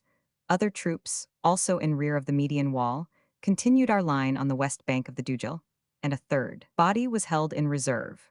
The open nature of the country, and the difficulty of distinguishing the enemy's main position from his advanced trenches, made the problem of attack uncommonly difficult, and the thorough bombardment of his trenches before assault almost impossible. The key to the position was obviously the high double wall of the Dujal River. These walls are 100 to 150 yards wide at the top, and being very broken and uneven give some cover to skirmishers in attack or defense. An attack along this line is also made somewhat easier by a small ridge of sandhills that had originally formed the walls of an old canal, which flowed in earlier centuries between the Tigris and the Dujal. Photographs taken by our airmen showed that the Turks had strengthened their line where it crossed the Dujal by building a strong redoubt on its eastern bank some 300 yards long by 150 broad. Here too were a number of machine gun emplacements, and, a little in rear, 6 or 8 gun pits.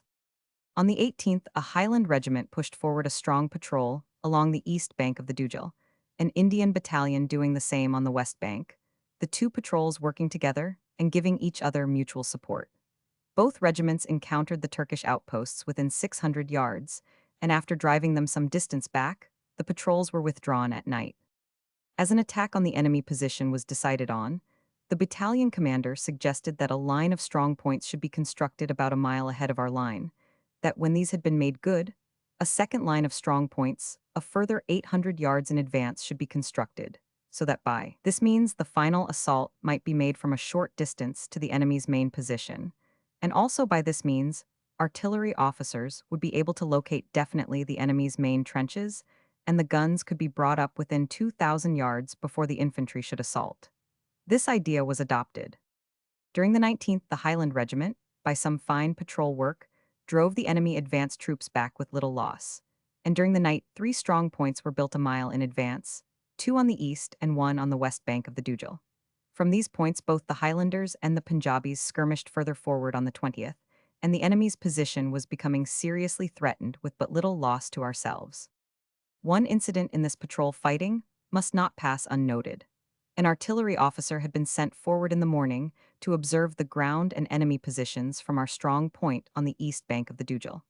It was a task of considerable danger, for already several of our men had been hit by enemy snipers, and at this moment, a wounded man was being carried back by the stretcher bearers. The artillery officer had crawled a little ahead of the strong point in order to observe more freely, but his gallantry was ill rewarded by a bullet striking him and incapacitating him from coming back or even escaping from his exposed position. Easton had been sergeant of the Highlanders' stretcher-bearers since his predecessor had been killed when recovering wounded, and he himself had won the Distinguished Conduct Medal for a fine piece of work in France. Without hesitation, Easton now ran forward from the strong point, and, though the enemy snipers were dropping bullets all round, roughly bandaged the officer, picked him up on his back, staggered down to the river and got him across under the welcome shelter of the other bank, though the stream was over 6 feet deep.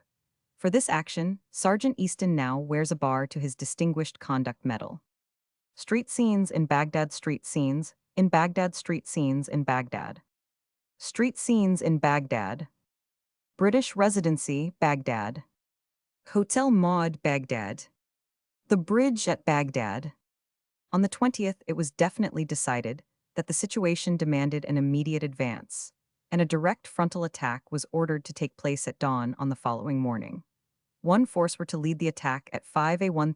on the east of the Dujal, the Highlanders to advance along the east bank of that canal, and one company of the Punjabis on the west bank. On the right of the Highlanders, a battalion of Gurkhas were to advance from the right strong point with a battalion of Indian infantry in echelon on their right near the Tigris, another battalion being held in reserve. When this attack had gained ground, a second force was to advance over the bare plain on the west of the Dujal, and their right to gain touch with the left of the company of Punjabis on the Dujal bank. The objectives of the main attack were the redoubt and the 2 bridges which crossed the Dujal immediately above it. A third force was held back in reserve. The orders were thus very clear, and the plan simple. The main difficulty was to ensure effective artillery cooperation, since to come within effective range of the redoubt our batteries would be forced to move forward over very open ground, and counter-battery work would be obviously hard to arrange. The frontage of broken ground open to the Highlanders was but little over 150 yards. The commanding officer, therefore, wisely determined to attack on a narrow frontage of 2 platoons, rather than expose his men on the bare plain, and with the Dujal giving the direction to his left, trust to the impetus of 8 lines to force the enemy's position. Precisely at 5 a.m, the covering batteries opened fire on the enemy outposts. The leading platoons charged forward, and without pausing to fire, but advancing by a series of swift rushes, drove back the Turkish advance troops about 1,000 yards from our strong points. A few Turks were bayoneted, a number more shot by the fire of a well-placed Lewis gun, but the surprise of the attack and the rapidity of its execution saved our men from any severe loss during this first advance. But as our leading platoons drew near to the enemy main positions, they came under an enfilade fire from the west bank of the Dujal, and a number of men had to swing round to the left, and, from the crest of the wall, reply to the enemy not 200 yards distant on the opposite bank. The succeeding lines, however, pressed forward. Section after section rushed on to the help of their comrades. Every rise and every knoll along the river was held by snipers, and the battle developed into a fierce contest between skirmishers. But it was not of long duration. Shortly after 6 o'clock, nearly 2 miles of country had been cleared of the enemy. Our men were not to be denied. and the leading section of Highlanders made a gallant charge and rushed the main redoubt, killing a certain number of its defenders and driving out the remainder. The success of the attack was greatly due to the rapidity, but its very rapidity had led to considerable intervals occurring between the 8 lines that had originally advanced to the assault. Some platoons had been forced to engage the enemy on the opposite bank. Others with Lewis guns were keeping down the fire of the enemy who were holding several small trenches ahead, and a number of men had fallen, never to rise again. Consequently, for the first few minutes, there were less than 100 men in the redoubt, and these were subject to a heavy fire from their front and enfilading fire from their left. The quartermaster, assistant adjutant, transport officer, second in command, and the colonel watching the regimental sports at the front. The quartermaster, assistant adjutant, transport officer, second in command, and the colonel watching the regimental sports at the front. Captain T.W. Stewart, Captain W.A. Young, and the Padre. Captain T.W. Stewart, Captain W.A. Young, and the Padre. The Mesopotamian Railway. The Mesopotamian Railway. Now was the moment when artillery support was most needed. But as before explained, this, owing to the nature of the ground, had been most difficult to arrange. The batteries posted under cover of the median wall soon found themselves, as the enemy retired at extreme range, had been obliged in consequence to advance to new positions. This is a matter which takes longer than the actual bringing up of the guns. Fresh observations must be made by artillery officers, new telephone wires must be made, new communications established, and correct ranges ascertained of the new targets before effective support can be given. This was all being done, but under great difficulties, because the enemy had established a strong barrage in rear of the assaulting troops. Many of our gunners were hit, especially among the telephone operators. Consequently, just at this critical time, there was little or no artillery support to be had. Now the Turk is a stubborn fighter. His men on the west bank of the Dujal had not yet been driven so far back as those opposing the Highlanders, and they now opened a very galling fire from the west bank at a range of only 200 to 400 yards. The redoubt had been taken at 6:15 A.1000. Within 10 minutes, the Turks on the east bank had organized a strong body to make a counterattack, and these, headed by parties of bombers, rushed the redoubt, drove the few defenders back, and held its front and side faces. But their triumph was short-lived. It was a proud boast of the Highlanders, that of all the miles of entrenchments that had at one time or another been entrusted to them, not 1 yard had even been surrendered to the enemy. It was their stern resolve that no Highlander should lie unavenged, that no man who wore the red heckle should give his life in vain. The redoubt had once been theirs, and in its trenches lay the bodies of their comrades who had died to hold it. It was the redoubt they had set forth to capture. Now more than ever they were determined that not a live Turk should dispute possession. The platoons that had originally formed the rear waves were now fast coming up, bombs and bombers were called for, and an immediate counterattack organized. But the losses were now very heavy. Within a minute, 1 captain and 2 subalterns were killed, 2 captains and 2 subalterns wounded, and a heavy proportion among the rank and file also fell.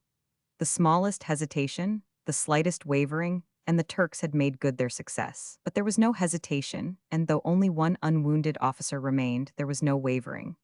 The bombers dashed forward, every available man followed, and within 15 minutes of its loss, the entire redoubt was recaptured, and its forward trenches rapidly consolidated. The Highlanders' boast still held true, the red heckle was again victorious. Many were the dead, many the wounded to testify to the gallant deeds that led to this success. An artillery officer, who witnessed the assault, wrote, "That day the Highlanders without help won a victory that only those who saw it can realize was among the most gallant fought in this war." The Colonel the Adjutant. The Colonel the Adjutant. The mosques of Baghdad, the mosques of Baghdad, the mosques of Baghdad.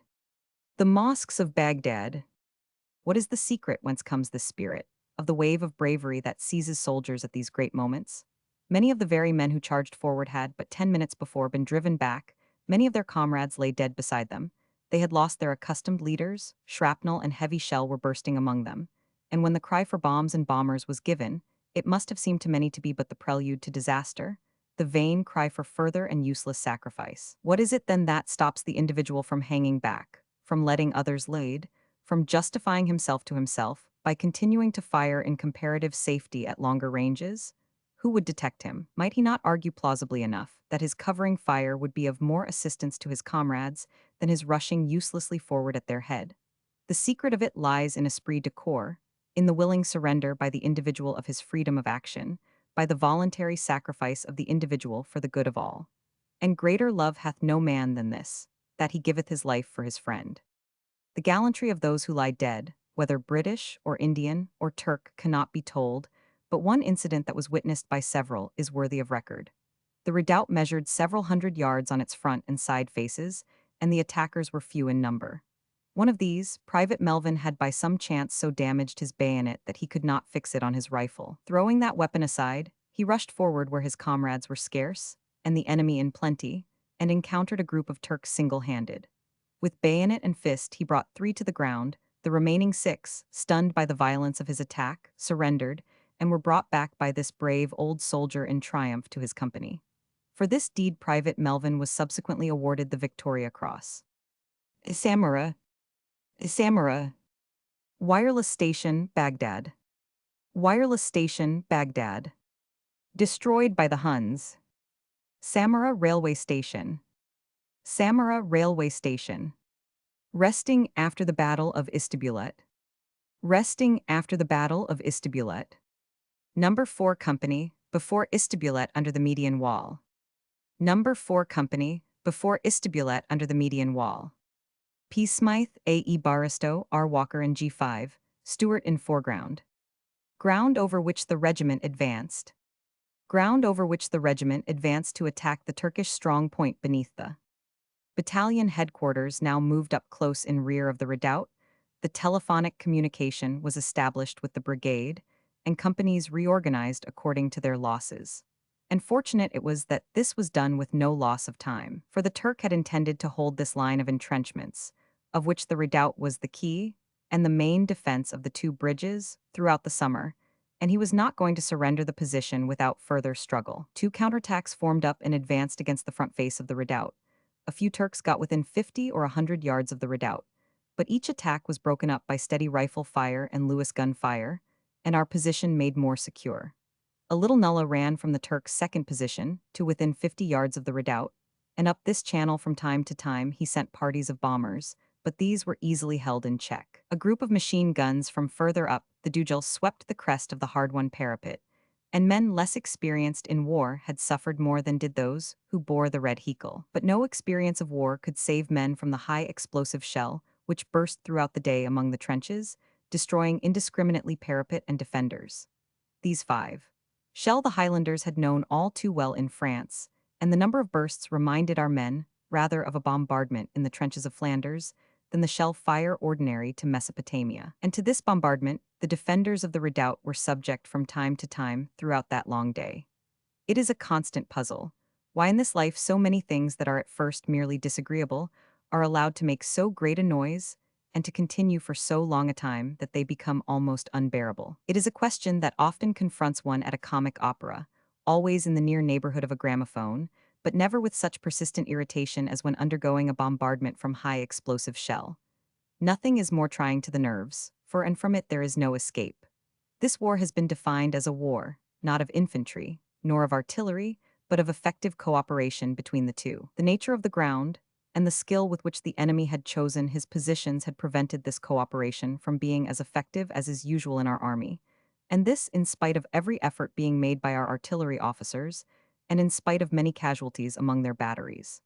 In consequence, the enemy's batteries were never silenced, and kept up a heavy fire throughout the day, and our losses were heavy. On our right, the Gurkhas had advanced in gallant style at the same time as the Highlanders, and in spite of a stubborn resistance, had pushed the enemy back along the line of the old canal and kept up with our advance. Then with the sand dunes dipped to the level of the plain and the salient bend of the Tigris narrowed their front, the Gurkhas swung round to their left in a most soldierly fashion, and, despite heavy losses, joined the Highlanders on the Dujal, and for the rest of the day shared the honors and the dangers of the defense of the redoubt and the trenches near it. The Indian regiment, advancing still further on the right, had met with misfortune, for, on reaching a small rise in the ground, their lines had been suddenly swept with machine gun fire at a range of 300 yards.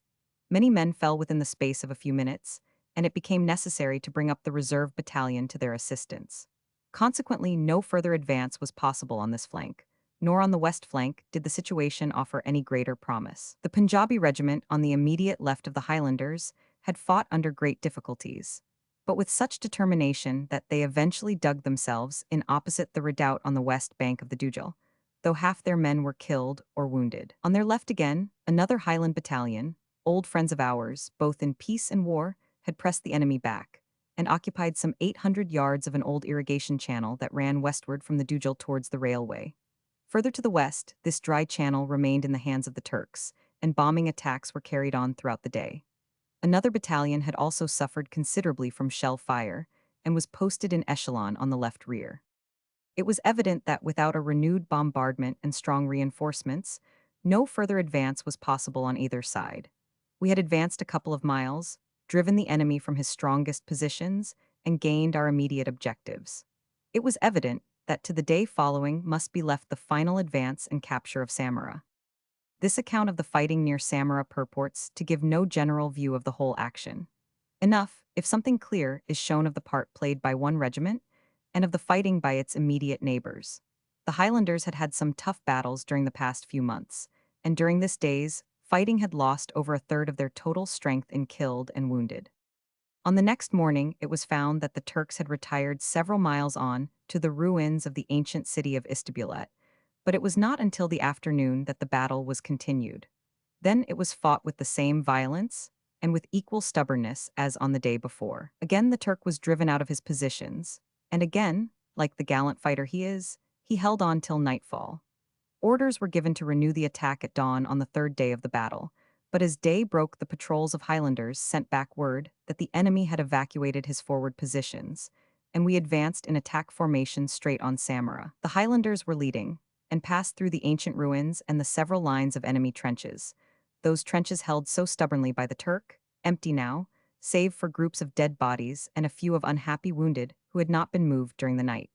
Surely the world offers no scene more pitiful than that of a battlefield after action. I know, by personal experience, the suffering entailed in lying day and night untended with broken limbs, the utter weariness from wounds, and the exhaustion after conflict, the tragedy of all surroundings, the cries of those who cry for help that never comes, a passionate longing for death alternating with a craven fear of foe and wandering marauder, and, above all, the horror of the great vultures swinging round and round in ever closer circles.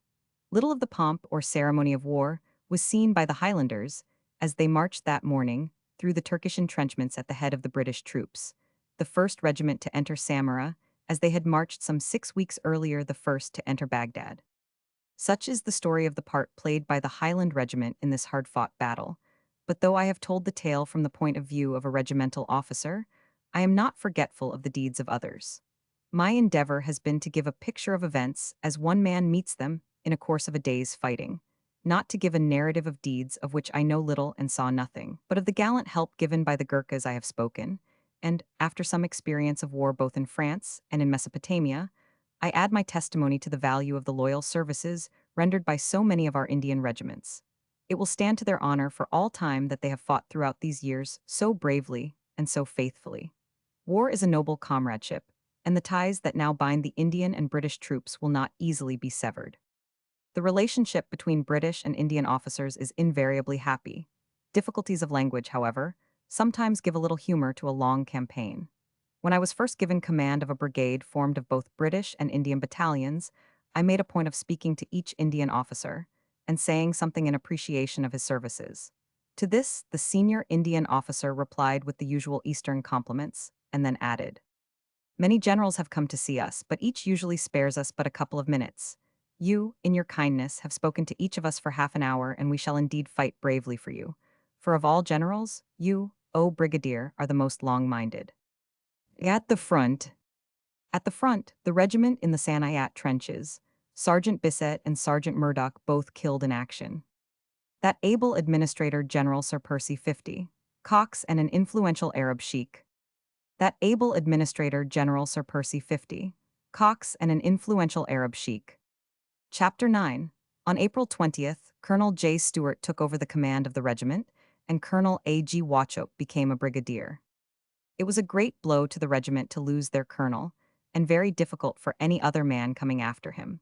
But the new colonel proved a worthy successor to the old, and the regiment was fortunate in having two such men in succession to guard its interests and its honor. Months later, when I congratulated the general on the successes of his old regiment and on his promotion, he said, "Yes, yes, B. The regiment was splendid, but I am not too sure that the other matter is altogether a matter for congratulation." I felt certain that had it been left to his own choice, he would have preferred to remain with his Highlanders than accept any higher command. With the capture of Samara, it can be said that the winter campaign of 1916-1917 came to an end. We held the railhead of the Baghdad Railway and had captured 16 locomotives, 224 trucks, and 2 barges of ammunition. Already at the end of April, the heat of the coming summer, which was to prove the hottest on record, could be felt, and the thermometer in that month reached 114 in the shade. The actual fighting was for the time being practically over, and it was decided that Samara should be our advanced position on the Tigris. Preparations were at once commenced to make the position a strong one, and sufficient to hold up any attack which the enemy might have in view. But the summer coming on, the Turks were not anxious to be aggressive, and took up their most advanced positions some 5 or 6 miles further up the Tigris. The summer was consequently passed under much more pleasant conditions than in 1916. The Turks being far distant, a number of officers and men were granted a month's leave to India. Tents, rations, and comforts were plentiful. The regiment was at full strength, and, despite the heat, the men maintained their health throughout the summer. The main task was the digging of several lines of trenches in front of the old city of Samara. But training was carried on continuously, so that the regiment might be ready as always for whatever operations were to take place in the coming cold weather. The battalion had now spent nearly 2 years in Mesopotamia, and of the 1,000 who landed, not 200 remained, and of these many had been wounded. What contrasts the 2 years offer?